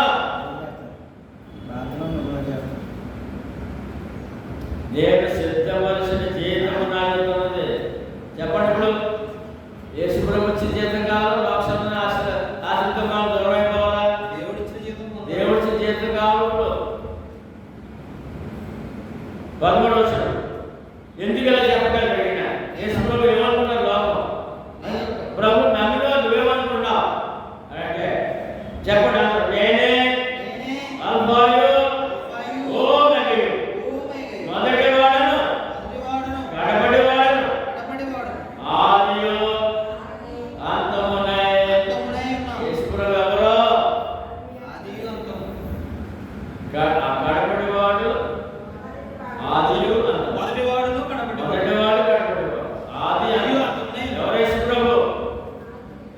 ఎవరు యేసు ప్రభు? ఏమంటే మానవ జీవితంలో ఏమైనా ఆయన ఏ టు జెడ్ ఆది అంతమునైన ఏమంటే విశ్వాసం ఏమైనా ఆయన ఏ టు జెడ్ అంటే అన్నీ శరీరానికి, కుటుంబానికి, ఆత్మకి కావలసిన అన్ని ఆయన ఉన్నాయి. అదే చెప్పాడు శిష్యులకి. ఇహమందు నూరంతలుగాను తర్వాత నిత్య జీవంతో అర్హులవుతారు. యేసుక్రీస్తు ఎవరు అంటే ఏ టు జెడ్ నమ్మినవాడు. నమ్మకపోతే అర్థం సన్న ఏలేదు జడ్లేదు, ఏలేదు జడ్డలేదు, శూన్యుడు. నమ్మిన వాడికి ఏ టు జెడ్ అంటే ఆది అంతము. ఏమండి? ఆది అంతము మొదటివాడు కాడుకున్నవాడు, మొదటివాడు కాడుకున్నవాడు, ఆది అంతమునైన అనే విషయాన్ని ఎంత చక్కగా ఎవరు వేసుకున్నారో చెప్పడం. ఇప్పుడు ఆయన ఎవరో నిన్ను వాగ్దానం చేయలేదు, జీతం పట్టుకొస్తాడంట, జీతం ఇస్తాడంట. ఎవరైనా సరే మొదటివాడు కాడుకున్నవాడు, ఆది అంతమైన వాడు. చెప్పు మాట. ఏమండి? ఎక్కడ ఇస్తాడు జీతం? ఎప్పుడు ఇస్తాడు జీతం? అది 2 Corinthians పత్రిక 5:10 చదవండి. ఎందుకనగా తాను జరిగించిన క్రియలు చొప్పున అవి మంచివైనా సరే, ఏమండి? మంచివైనా సరే, చెడ్డవైనా సరే, దేవునితో జరిగించిన వాటి బలమును ప్రతివాడు పొందినట్లు మనమందరము క్రీస్తు న్యాయపీఠం ఎదుట ప్రత్యక్షంగా యేసు ప్రభు నాకు వద్దంటాడు. నాకు భారతదేశానికి యేసు ప్రభు అవసరమా అంటాడు. ఏమంటే యేసు ప్రభు నాకు వద్దంటాడు. నాకు డబ్బు ఉంది, దేవుడు బంధువులు అంటాడు. ఏమంటే నాకు కులం ఉంది, మతం ఉంది, విలువ ఉంది, నాకు దైవం ఉంది అంటాడు. ఇన్ని చెప్పేవాడు ఇతను ఆఖరి ఎక్కడ నిలబడాలి? ఆఖరి దేశం ఎక్కడ? ఆయన దగ్గర, ప్రభు దగ్గర నిలబడాలి. అక్కడ వస్తాడు జీవితం. ఆ దుర్మార్గుడా జీవించా బాగా జీవించా. ఏమండి? లిస్ట్ చదువుతాం సరే. ప్రకటన ఏంటంటే అన్యాయం చేయవాడు, అన్యాయం చేయాలి, చేయండి. అపవిత్రంగా ఉన్నాడా? అపవిత్రంగా చేయండి. తాగుతున్నాడా? వ్యభిచారం చేస్తున్నాడా? చేయి. అంటే చెయ్యి. అప్పుడు ఏ కార్యక్రమాలు ఏవో నా దగ్గర చెప్పండి. ఏమండి? నీతిమంతుడుగా ఉన్నావా? నీతిమంతుడు ఉండు. పరిశుద్ధుడుగా ఉన్నావా? పరిశుద్ధుడుగా ఉండు. ఇదిగో త్వరగా వస్తున్నాను. వేళ సంఘంలో ఎంత భయపడాలండి, ఎంత భయపడాలి. నీతిని కాపాడు, పరిశుద్ధతను కాపాడుకోవాలి. లేదంటే ఇదిగో మన దుర్మార్గుడుగా, అన్యాయస్తుడుగా దాని ప్రతిఫలం తీర్పులో అది నిలబడాలి. నువ్వు చేసిన కార్యక్రమం ఆలోచనలకి. ఏమంటే నీతిని కాపాడుకుని దానికి చేద్దాం, పరిశుద్ధత కాపాడుకుని దానికి చేద్దాం, దుర్మార్గుడుగా దానికి చేద్దాం, అన్యాయస్తుడుగా దానికి చేద్దాం. ఏమంటే ఒక దానికి చేద్దాం, పరలోకం జాతి చేస్తున్నారు. ఏ పనికి చేయడం ఉండదు మొత్తం కదా.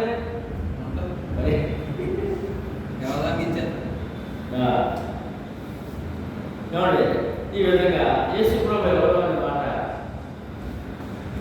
కలిసి 1:3 బుద్ధి, జ్ఞానము, సర్వసంపదలు ఆయనే. తర్వాత తీర్పు, జడ్జిగా ఎవరు? లోకానికి జడ్జిగా ఎవరు?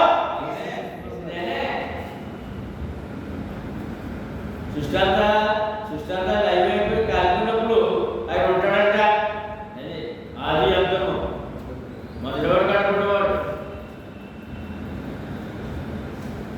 19:23 చదువు. 9వ అధ్యాయము 19 నుంచి. నేను అందరి విషయము స్వతంత్రుడైన ఎక్కువ మందిని సంపాదించుకుంటే అందరికీ నన్ను నేనే దాసునిగా చేసుకోండి. యూదులను సంపాదించుకుంటూ యూదుల వలె ఉంటుంది. ధర్మశాస్త్రం లోబడిన వారిని సంపాదించుకుంటూ నేను ధర్మశాస్త్రం లోబడిన వాడు కాకపోయినా ధర్మశాస్త్రంలో లోబడిన వాడు వలె ఉంటుంది.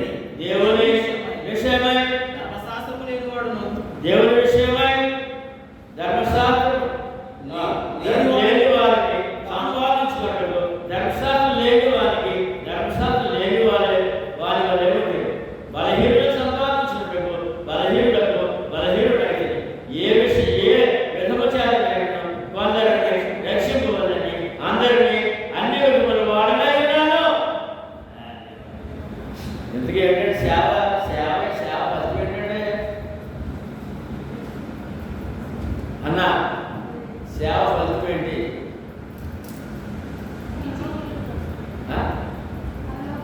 ఇంకా దేవుడి ఫలితం ఏంటి? మనకు నిత్యజీవం ఊరంతులే. నీ సేవ వల్ల నా సేవ వల్ల ఫలితం ఏంటంటే కొందరిని రక్షించాలి. దేవుడు కనిపించే ఫలితం ఏంటి? ఫలం ఏంటి? ఒక ఆత్మనైనా కాపాడాలి.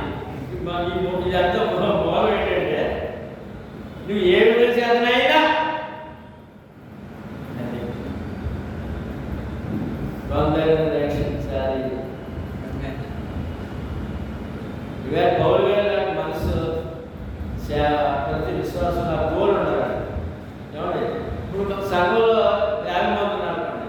ఒక మనిషికి ఒక వ్యక్తిని నేను రక్షించాలి, నేను ఒక ఆత్మ రక్షించాలి అనుకుంటే 50 మంది 50 అయిపోతారు కదా. ఎవరన్నా అనుకున్నారా? అనుకుంటారా?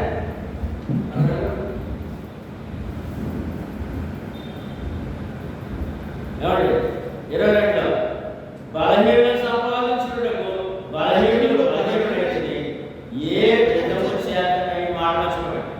ఏ విధము చేతనైనా కొందరిని రక్షింపవలని అందరికీ అన్ని విధముల వాడనై ఉన్నాను. ఏమండి మనతో కలిసి మనుషులకి ఏమండి అన్ని విధాలు మాదిరి ఉండాలండి.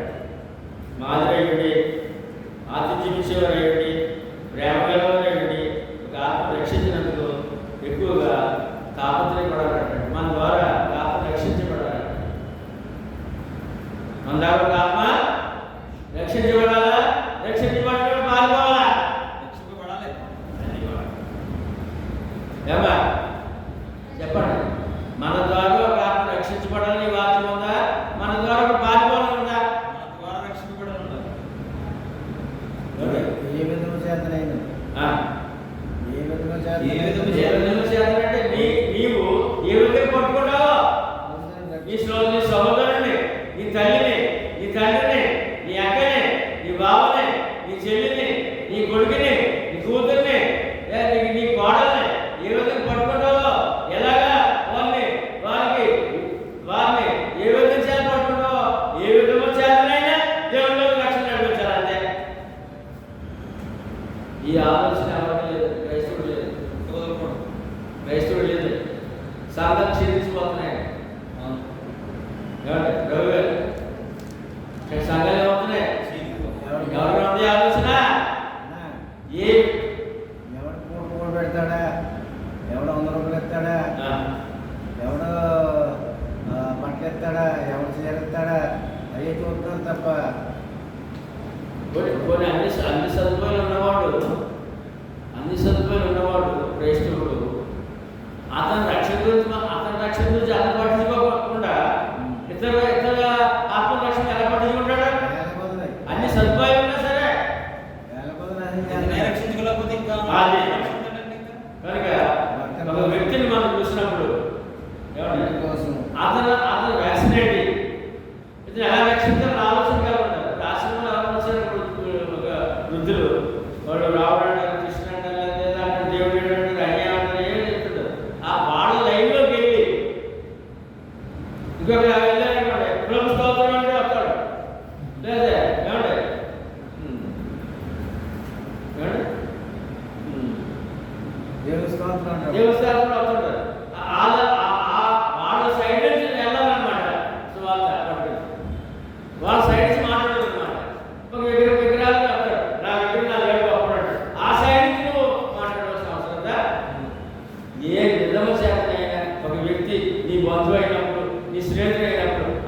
రక్షణ కొరకు నువ్వు ఆలోచించవలసిన అవసరం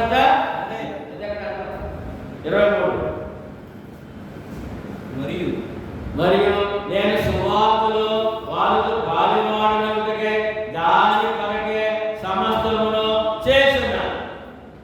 సువార్త ఏమంటే సువార్త ఒక వ్యక్తికి పాలు పంచిపెట్టాలట, సువార్తలో పాలు పంచిపెట్టాలట. ఏ విధంగా చేయాలైనా ఒక వ్యక్తిని పట్టుకోవాలట. ఏంటంటే పట్టుకోవాలని అనకూడదు.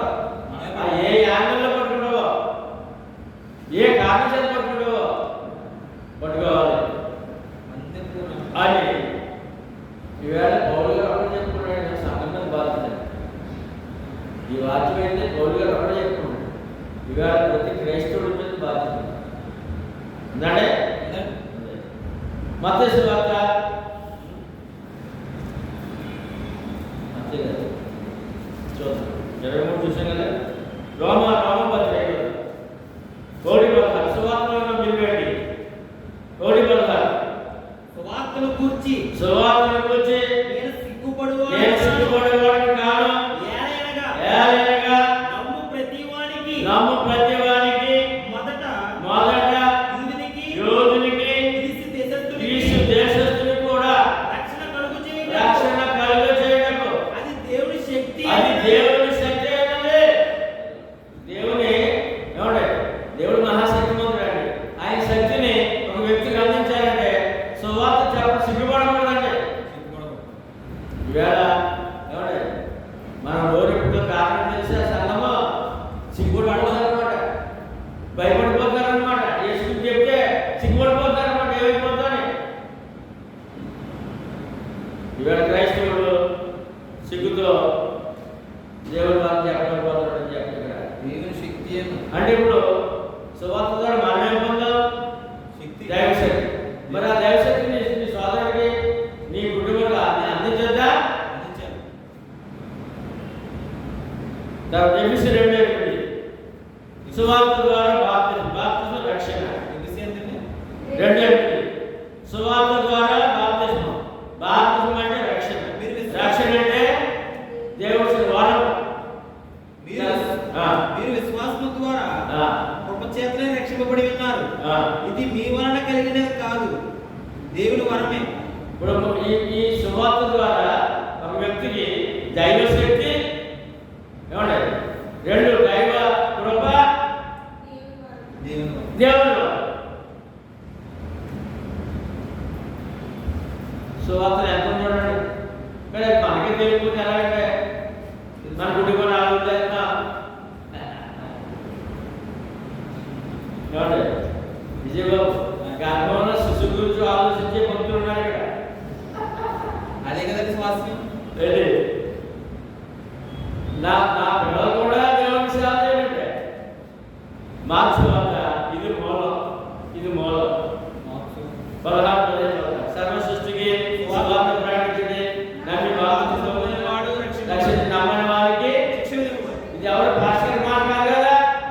ప్రభు ఆజ్ఞ, దైవ ఆజ్ఞ. మార్కు 16 దైవాజ్ఞ.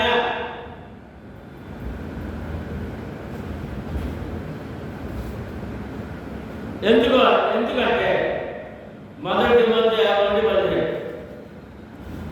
యేసుప్రభు ఎందుకు వచ్చాడో నాకు చెప్పాలి. యేసుప్రభు ఎందుకు వచ్చాడు అందరూ చెప్పండి. పాపును రక్షించుటకు క్రీస్తు యేసు ఈ లోకమునకు వచ్చినను వాక్యము నమ్మదగినదియు పూర్ణాంగీకారముతో యోగ్యమైనది.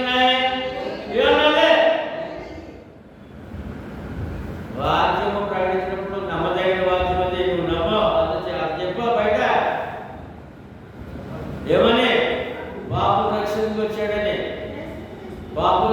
వచ్చాడని యేసుప్రభు అవసరం అంటే పాపుల రక్షణకు వచ్చాడని. నేను పాపుని అంటాడు. అప్పుడు నామ 3:23 ఏ వ్యాధి లేదు, అందరూ పాపము చేసి దేవుడు అందరి మహిమను చెప్పాలి. అమ్మ, డాడీ, చెల్లి, అక్క, వదిన, అత్త, కోడలు తప్పి ఈ అర్థం కాదు. ఇదిగో రక్షకుడు వచ్చాడు, పాప రక్షకుడు వచ్చాడు రా అని. ఇవాళ అంత పట్టుదల క్రైస్తవుడు లేదండి, సంఘం లేదండి. ఏదో ఏదో వచ్చావు ఏదో అన్నట్టు అయిపోయింటారు. బైబిల్ చదివితే అర్థం అవుతుంది, వింటే అర్థం అవుతుంది కదా. చాలా విషయాలు మనం నేర్చుకున్నాను.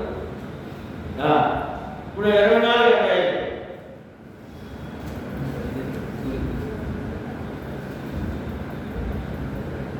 9:24 పందెపు రంగమందు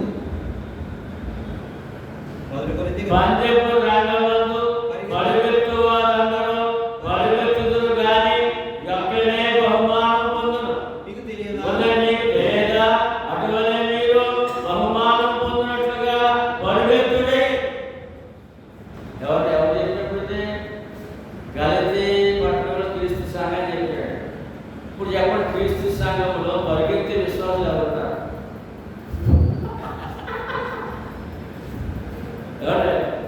పరిగెత్తే సేవకుడు ఎవరున్నాడు?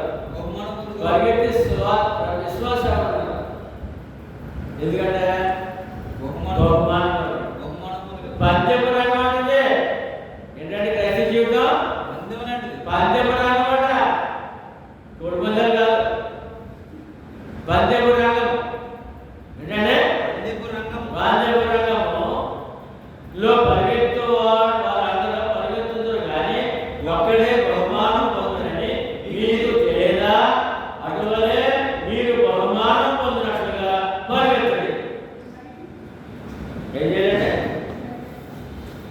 అంటే అర్థం ఏంటంటే ఆరాధన మధ్యలో రమ్మని.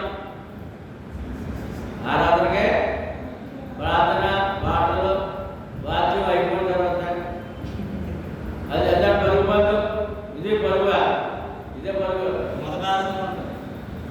ఏమంటే రౌగ్యం మాట్లాడలేదు. ఏమంటే ప్రార్థన అయిపోయాక పాటలు అయిపోయాక నీకు ఎన్ని పనులున్నా ఏమంటే ఏదైనా ఊరేళ్ళనుకోండి, ఏదైనా క్యాకర్ తెల్లగడ్డలు ఇస్తారు కదా. ఏమంటే ఇది అది మామూలుగా ప్రయాణం. ఇది పరుగు బంధు అంటే ఎక్కడిది? సువార్తకి సువార్త పనికి ఎక్కడికి వస్తున్నావా? ఏమంటే సువార్త పనికి వస్తున్నావు. రాత్రి చూసామండి బస్సు ఎక్కడ పరిగెడతారు, పరిగెట్టలేని వాళ్ళు పరిగెట్టకూడదు, పరిగెట్టారు, పరిగెట్టుకోవాలి, పరిగెట్టారు.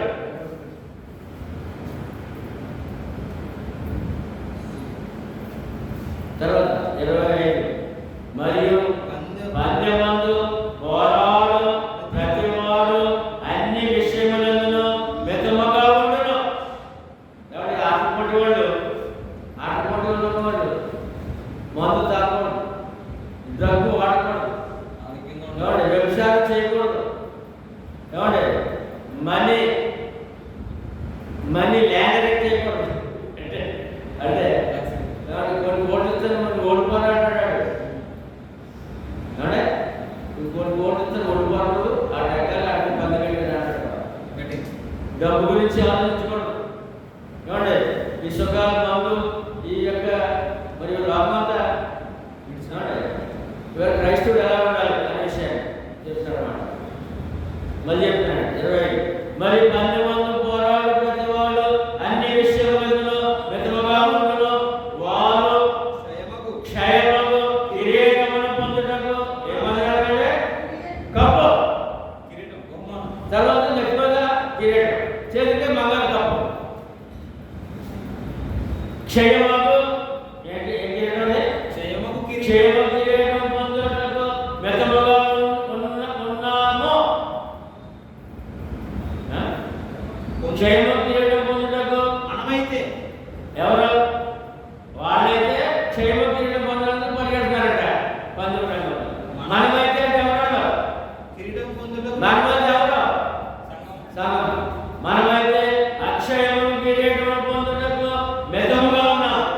మితముగా అంటే ఏం చేయమన్నారో అదే చేయమన్నారు. ఇప్పుడు అక్కడ ఆట పోటీలో కొన్ని రూల్స్ ఉంటాయి. ఏం చేయమన్నారో ఏం చేయమన్నారు. అక్కడ క్రైస్తవుడు ఏం చేయమన్నాడో ఏం చేయ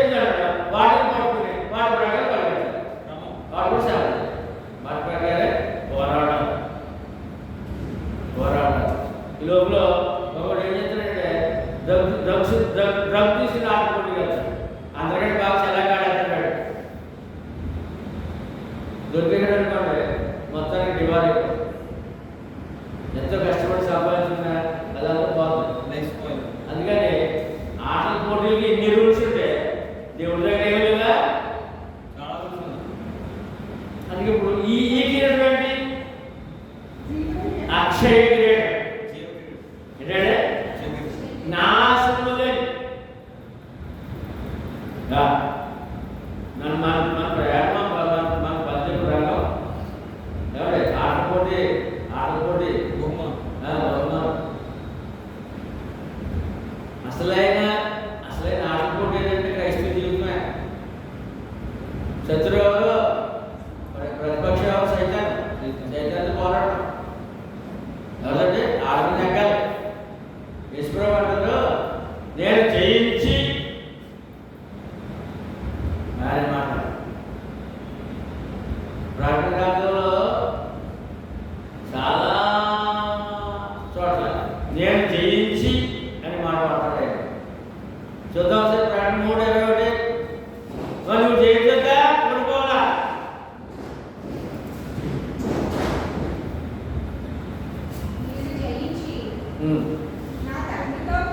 నేను జయించి నా తండ్రితో కూడా ఆయన సింహాసనం మీద కూర్చుండిన ప్రకారము జయించు వారికి నాతో కూడా నా సింహాసనం నందు ఇప్పుడు చెప్పండి మరి పరిబంధంలో జయి పొందడం అనుకోవాలా జయం పొందాలండి. అదే ప్రకటన 2:10 అక్కడ సింహాసనము బంగారు సింహాసనం కూడా ఉన్నది. ఇదిగో మీరు శోధింపబడినట్లు అపవాది మీలో కొందరిని చెరలో వేయించబోతున్నాడు. 10 దినములు శ్రమ కలుగును. మారిన వారికి నమ్మకముగా ఉండము. నేను నీకు జీవ కిరీటం ఇచ్చేదను. ఈ కిరీటం పోటీలో అక్షయ కిరీటము, జీవ కిరీటము ఏమండి దేవుడు ప్రభు కూర్చుని సింహాసనము బంగారు సింహాసనం. నమ్మకంగా ఉండాలి.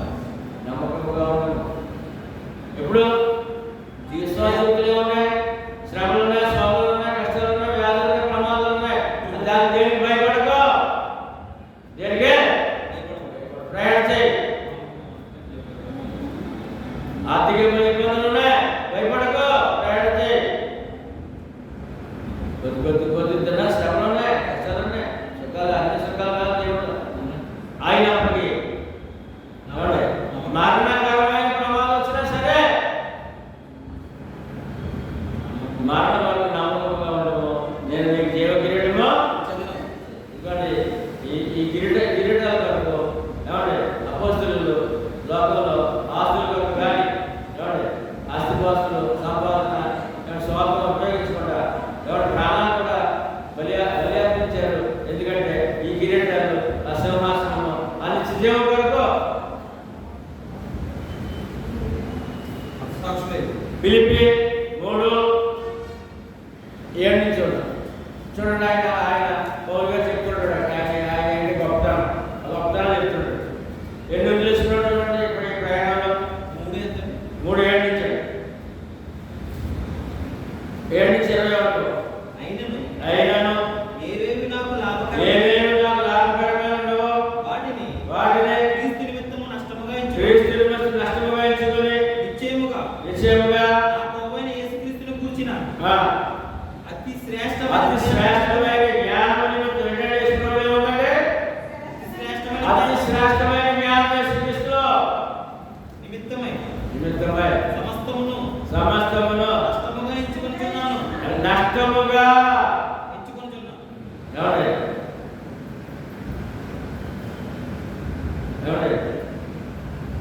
ఆట పోటీలో అతను చేయబోతున్నట్టు అతను వ్యసనపడే ఉంటాడు. సుఖాలన్నీ అలవాటు ఉంటాడు. అయినా అన్ని ప్రకటన పెడతాడు.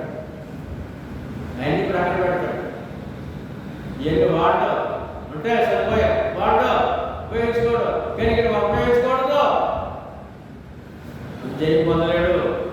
జయం పొందినా ముద్దాయిపోతాడు. క్రీస్తును సంపాదించి దేవుని క్రీస్తులో అతి శ్రేష్టమైన జ్ఞానం ఏమి సంపాదించుకున్నాం మనం? అతి శ్రేష్టమైన జ్ఞానం నిమిత్తమై సమస్తమును నష్టముగా ఎంచుకొనుచున్నాను. ఏమనుకున్నాడంటే సమస్తము ఏం కావాలప్పుడు భక్తుడికి ఏం కావాలండి? అతి శ్రేష్టమైన జ్ఞానం కావాలి. ఈ లోకంలో కూడా నష్టం ప్రశంసే కాదు, నీకు ప్రయోజనకరమే కాదు. క్రీస్తును సంపాదించుకొని క్రీస్తును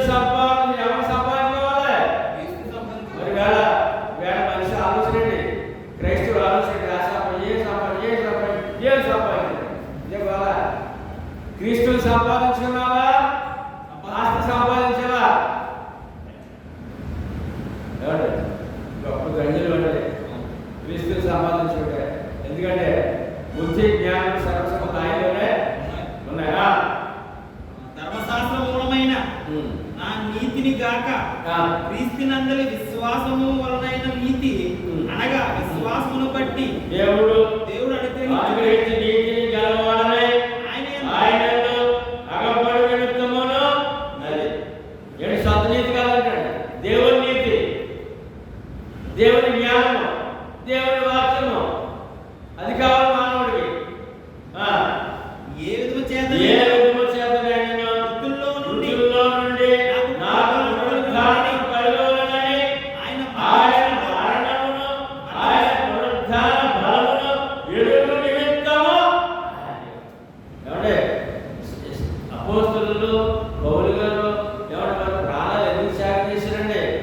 పునరుద్ధారుడైన యేసు ప్రభు పునరుద్ధారుడు ఈ జీవితము ఈ శరీర మాంసంతో జీవితం శాశ్వతం కాదు.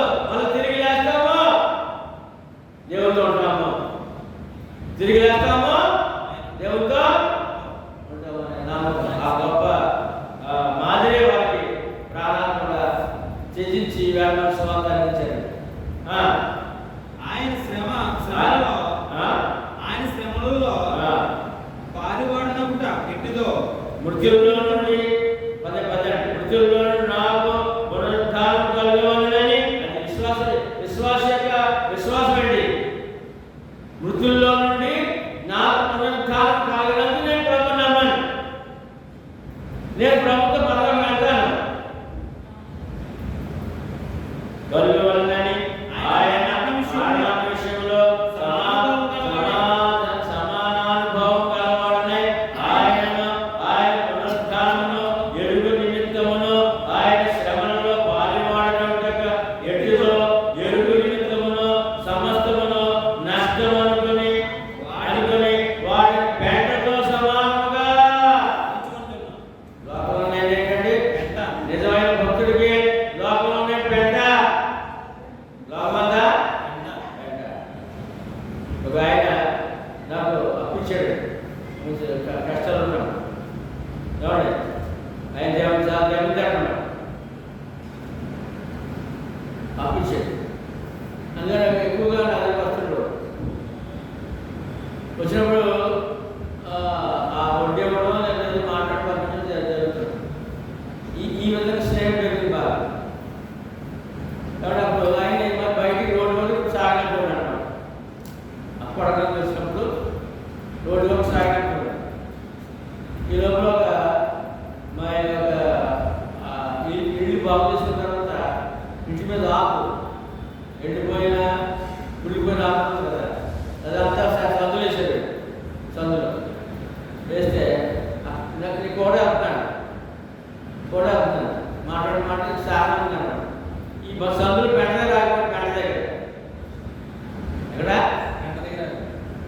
జమ్ము దగ్గర నన్నేమో పాస్టర్ గారు అని పాస్టర్ పాస్టర్ గారు రాక ఏమంటే పాస్టర్ గారు ఈ పెంట బాగుంటుంది అన్నాడు. జమ్ము దగ్గర పెంట అలా మంచి ముమ్మడో పెంటకి వెళ్తాడట. నాకేం నా భాష. ఇప్పుడు ఈయన అన్నాడు నా కళ్ళు పెంటతో సమానం అన్నాడు.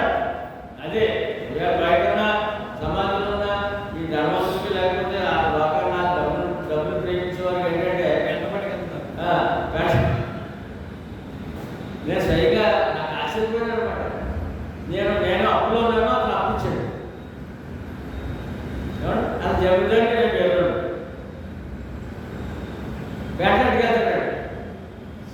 ఎవరు క్రైస్తవుడు ఏమన్నా సరే పెంటతో సమానం అన్నాడు. అదే క్రైస్తవ జీవితం అంటే అన్ని పోగొట్టుకో అందరికీ నేనే బాగోవాలి, లోకమంతా నేనే దున్నేసేయాలంటే అది సరైన క్రైస్తవ జీవితమో కాదు.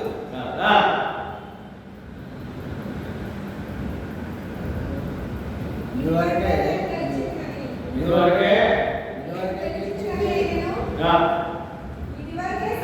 సంపూర్ణ స్థితి పొందిందని నేను అనుకుని ఉండలేదు. కానీ మంచి చూడండి, ఇదివరకే నేను గెలిచి అయినను, ఇదివరకే సంపూర్ణ సిద్ధి పొందిందని అయినను నేను అనుకోవట్లేదు. కానీ నేను దేని నిమిత్తము క్రీస్తు యేసు చేత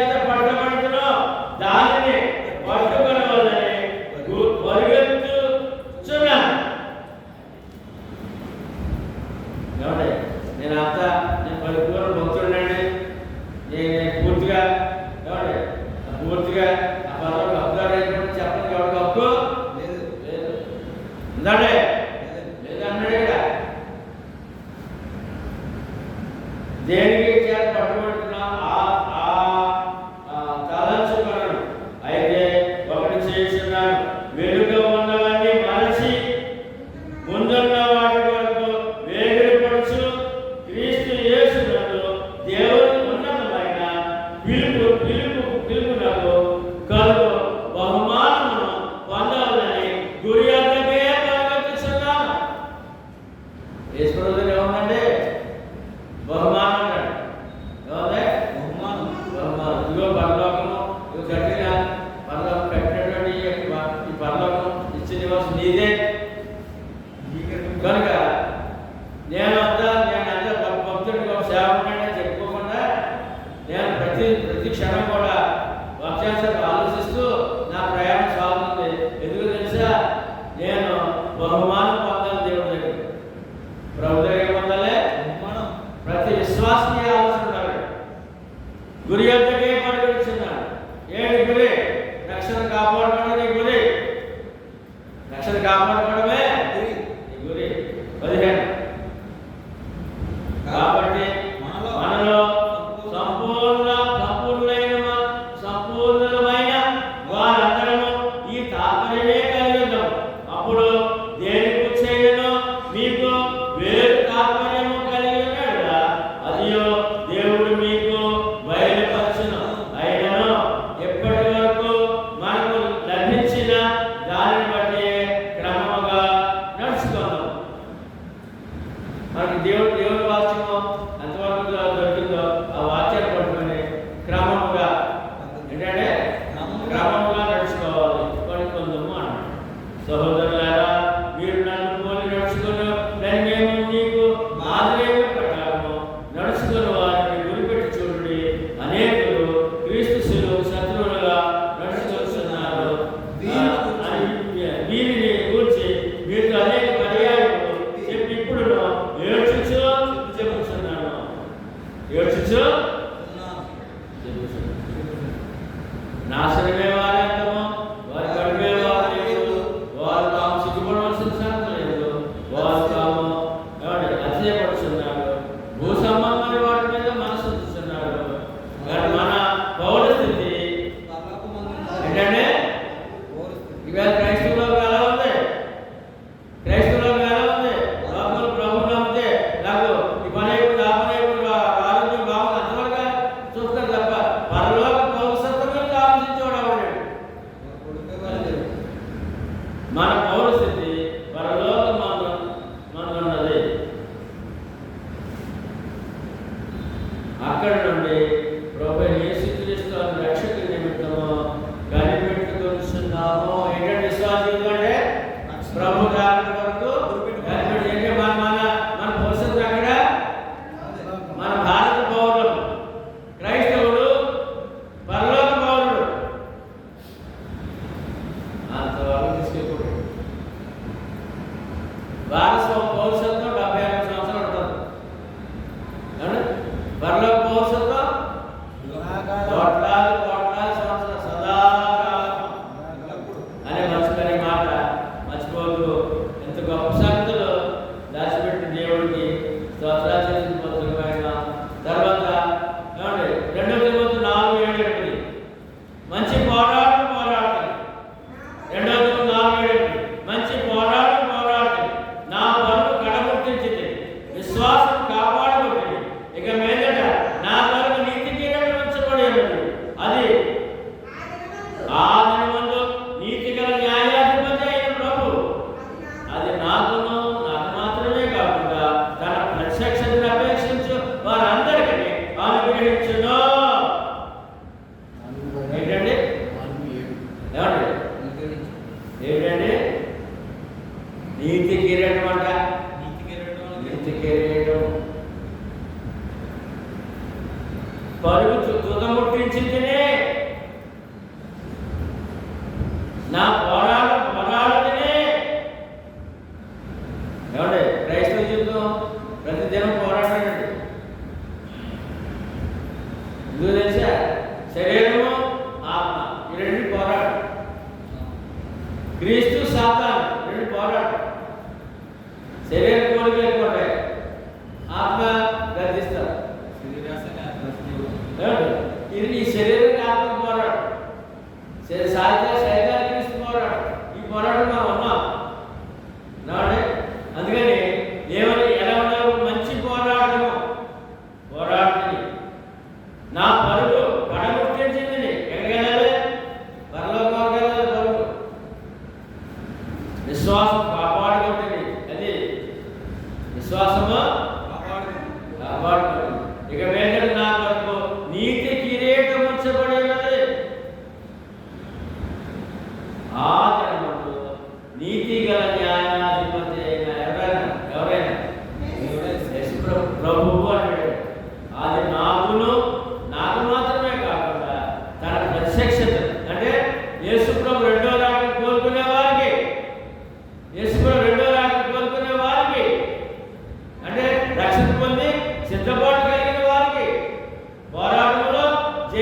జయించిన వారికి అపేక్షించు వాళ్ళందరికీ అనుగ్రహించిన నీతి కిరీటము. మొదటి పేతురు 5:4. 4:7. 4 తిమోతి 2 తిమోతి 4:7-8. మొదటి పేతురు 5:4. మొదటి పేతురు 5:4. ప్రధాన కాపరి యేసుప్రభు ఎవరంటే ప్రధాన కాపరి ప్రత్యక్షమైనప్పుడు వీడు వాడబారని మహిమ కిరీటము పొందుదురు. మహిమ కిరీటం అంటాడు. ఎన్ని కిరీటాలు ఉన్నాయి? మొదటి పేతురు 5:4. మహిమ కిరీటం.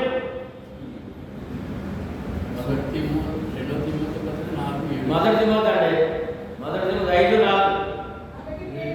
మొదటి తిమోతి 5:4. యేసుప్రభు ఎవరంటే ప్రధాన కాపరి. ప్రత్యక్షం అంటే రెండోసారి వచ్చినప్పుడు మీరు వాడబారని మహిమ కిరీటం పొందుదురు. చిన్నవారా ఏమంటే ఎన్ని ఉన్నాయండి ఇక్కడ? ఎన్ని ఉన్నాయి? ఒకటేమో మహిమ గల, ఇందులో మహిమ గల ప్రభు అన్నారండి బైబిల్ చెప్పిన మాటలు. ఈ కిరీటం పొందాలండి. మహిమ గల ప్రభువుని నమ్ముకున్నామండి, మహిమ గల సువార్త నమ్ముకున్నామండి. క్రీస్తు అంటే అర్థం మహిమ గల సంఘంలో ఉన్నామండి, మహిమ కిరీటం పొందామండి. బాబాయ్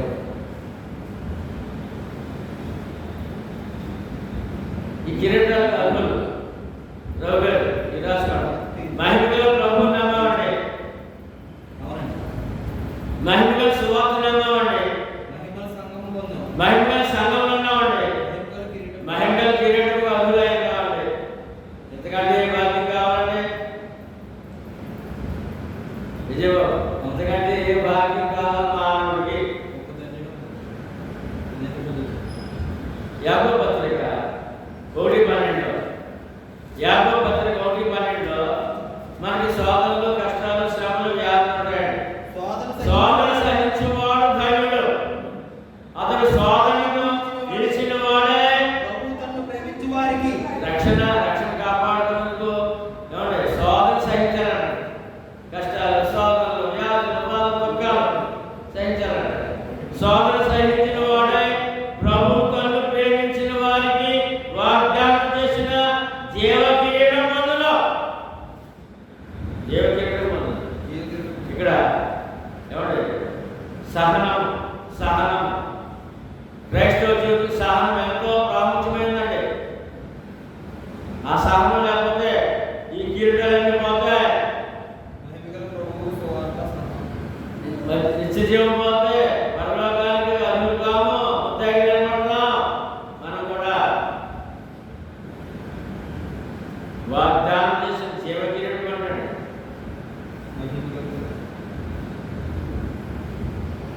ఆఖరుగా ఈ కిరీటాల గురించి చూద్దాం ఒకసారి. ఆఖరి 2 వార్తలు చూసుకుని మనం సెలవు తీసుకుంటాం. చూడండి ఇక్కడ ఏం చెప్తే కిరీటం చూస్తుంటే జీవ కిరీటము. ప్రకటన 2:10. ఏమంటే యాకోబు 1:2 వాక్యాలు జీవ కిరీటం అంటున్నాడు. జీవ కిరీటము, మహిమ కిరీటం. మొదటి పేతురు 5:4. నీతి కిరీటము 2 తిమోతి 4:8. అక్షయ కిరీటము 1 తిమోతి 9:25. చెప్పండి. జీవ కిరీటము ప్రకటన 2:10. యాకోబు 1:12.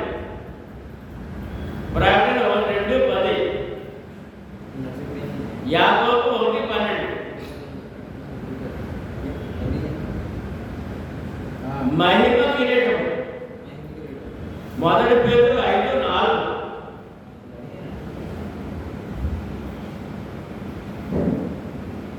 నీతి కిరీటం 2 తిమోతి 4:8. అక్షయ కిరీటం మన చదివిన కొరింథీ పత్రికలో 9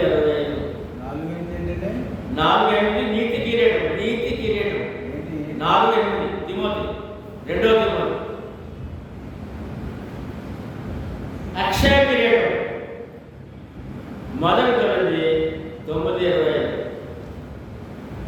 ఆఖరిగా ఇక్కడ 2 వచనాలు ఉన్నాయండి, చదువుకుని పూర్తిస్తున్నాం. 26, 27. కాబట్టి నేను గురి చూడని వాని పరిగెత్తు వాడను కాదు, గాలి కొట్టినట్టు నేను పోట్లాడలేదు. కానీ ఒకవేళ ఇతరులకు ప్రకటించిన తరువాత నేనే భ్రష్టుడనైపోతున్నాను అని నా శరీరమును నలగగొట్టి దాన్ని లోపరుచుకొనుచున్నాను. ఏమండి, ఆయన ఎంత సేవ చేసిన తర్వాత నేను మన నరకానికి పోతానేమో, భ్రష్టుడైపోతానేమో అని, ఏమండి నేను భ్రష్టుడైపోతానేమో అని నా శరీరం నలగొట్టుకుంటున్నాను అన్నాడు. ఏంటి ఏమంటే ఈ సేవను పాడు చేసింది, ఈ రక్షణ భంగపరిచింది ఏముంది అనే మాటకి ఆఖరి మాట చదువుకొని ముగించుకుందాం. గలతీ 5:19-21. మన విశ్వాస జీవితంలో ఏ అడ్డం వస్తాయండి, ఇవన్నీ ప్రలోభపెడతాయండి. ఆ విషయం ఆయన తెలియజేస్తున్నాడు. శరీర కార్యములు స్పష్టమైనవి. ఏమండి, విశ్వాస జీవితాన్ని నష్టపరిచేదండి శరీర కార్యములు.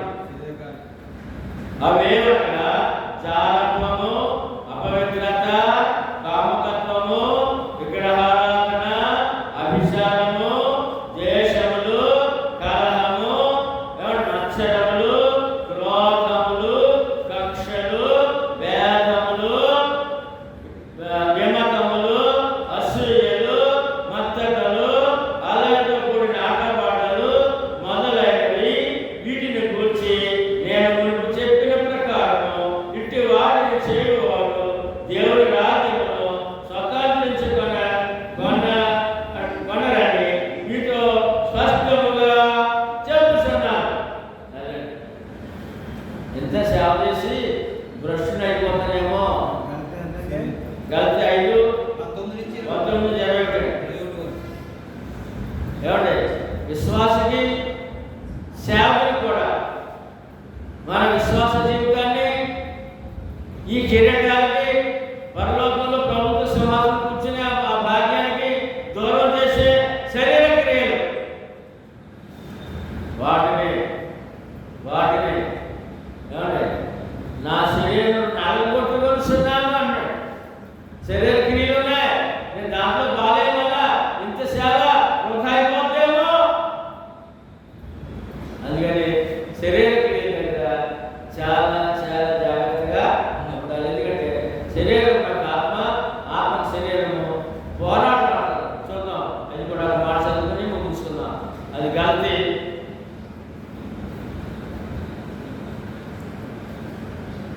5:16. నేను చెప్పినది ఏమనగా ఆత్మానుసారంగా నడుచుకుని అప్పుడు మీరు శరీరేచ్ఛను నెరవేర్చరు. శరీరము ఆత్మకును ఆత్మ శరీరమును విరోధముగా అపేక్షించు. ఇక్కడే మీరు రక్షణ కోల్పోయినందుకు, విశ్వాసం కూడా సువార్తను కూడా రక్షణ కోల్పోయినందుకు ఆత్మక శరీర పోరాటము ఇందులో జయం పొందాలి. ఆశ, దురాశ, స్వార్థము, వ్యసనము ఇవన్నీ నీలో ఉంటాయో చేస్తాయేమో. శరీరం నెలకొట్టుకొని ఆశలు అలుచుకొని క్రైస్తవులు సేవకులు కూడా ఆశలు అలుచుకొని పోరాటం, ప్రతిదినం పోరాటమే, ప్రతిదినము అందరూ జయం పొందాలి. అందుకని నా శరీరాన్ని నలగొట్టుకొనిస్తున్నాను అన్నాడు. ఎందుకంటే వాక్యం ప్రకారం వాక్యముతో నలగొట్టున్నాను. ఇవాళ ప్రతి క్రైస్తవుడు వాక్య ప్రకారం జీవించదు కదా, వీటన్నిటి దూరం ఉండగలం. ఆయన ఇచ్చే 100 రెట్లు బలం పొందగలం. ఏమంటే ప్లస్ నిత్య జీవాన్ని పొందగలం. ఎంత గొప్ప దీవెన ఈ యొక్క 9వ అధ్యాయంలో ఎన్ని సార్లు దాచిపెట్టాడు.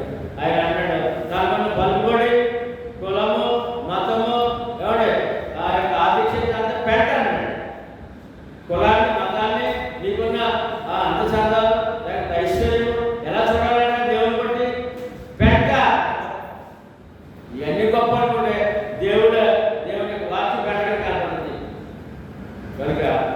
గొప్ప సంగతులు దాచిపెట్టాడు. పత్రికల్లో ఆ పాఠాల్లో క్రైస్తవుల యొక్క నీతి నిజాయితీ పరిశుద్ధతను కాపాడుకున్నందుకు పత్రికలు ఇచ్చి సంఘాలని నడిపిస్తున్నాడు దేవుడు. ఈవేళ పౌలు గారిని అంత బలంగా అంత గొప్పగా అపోస్తలుడిగా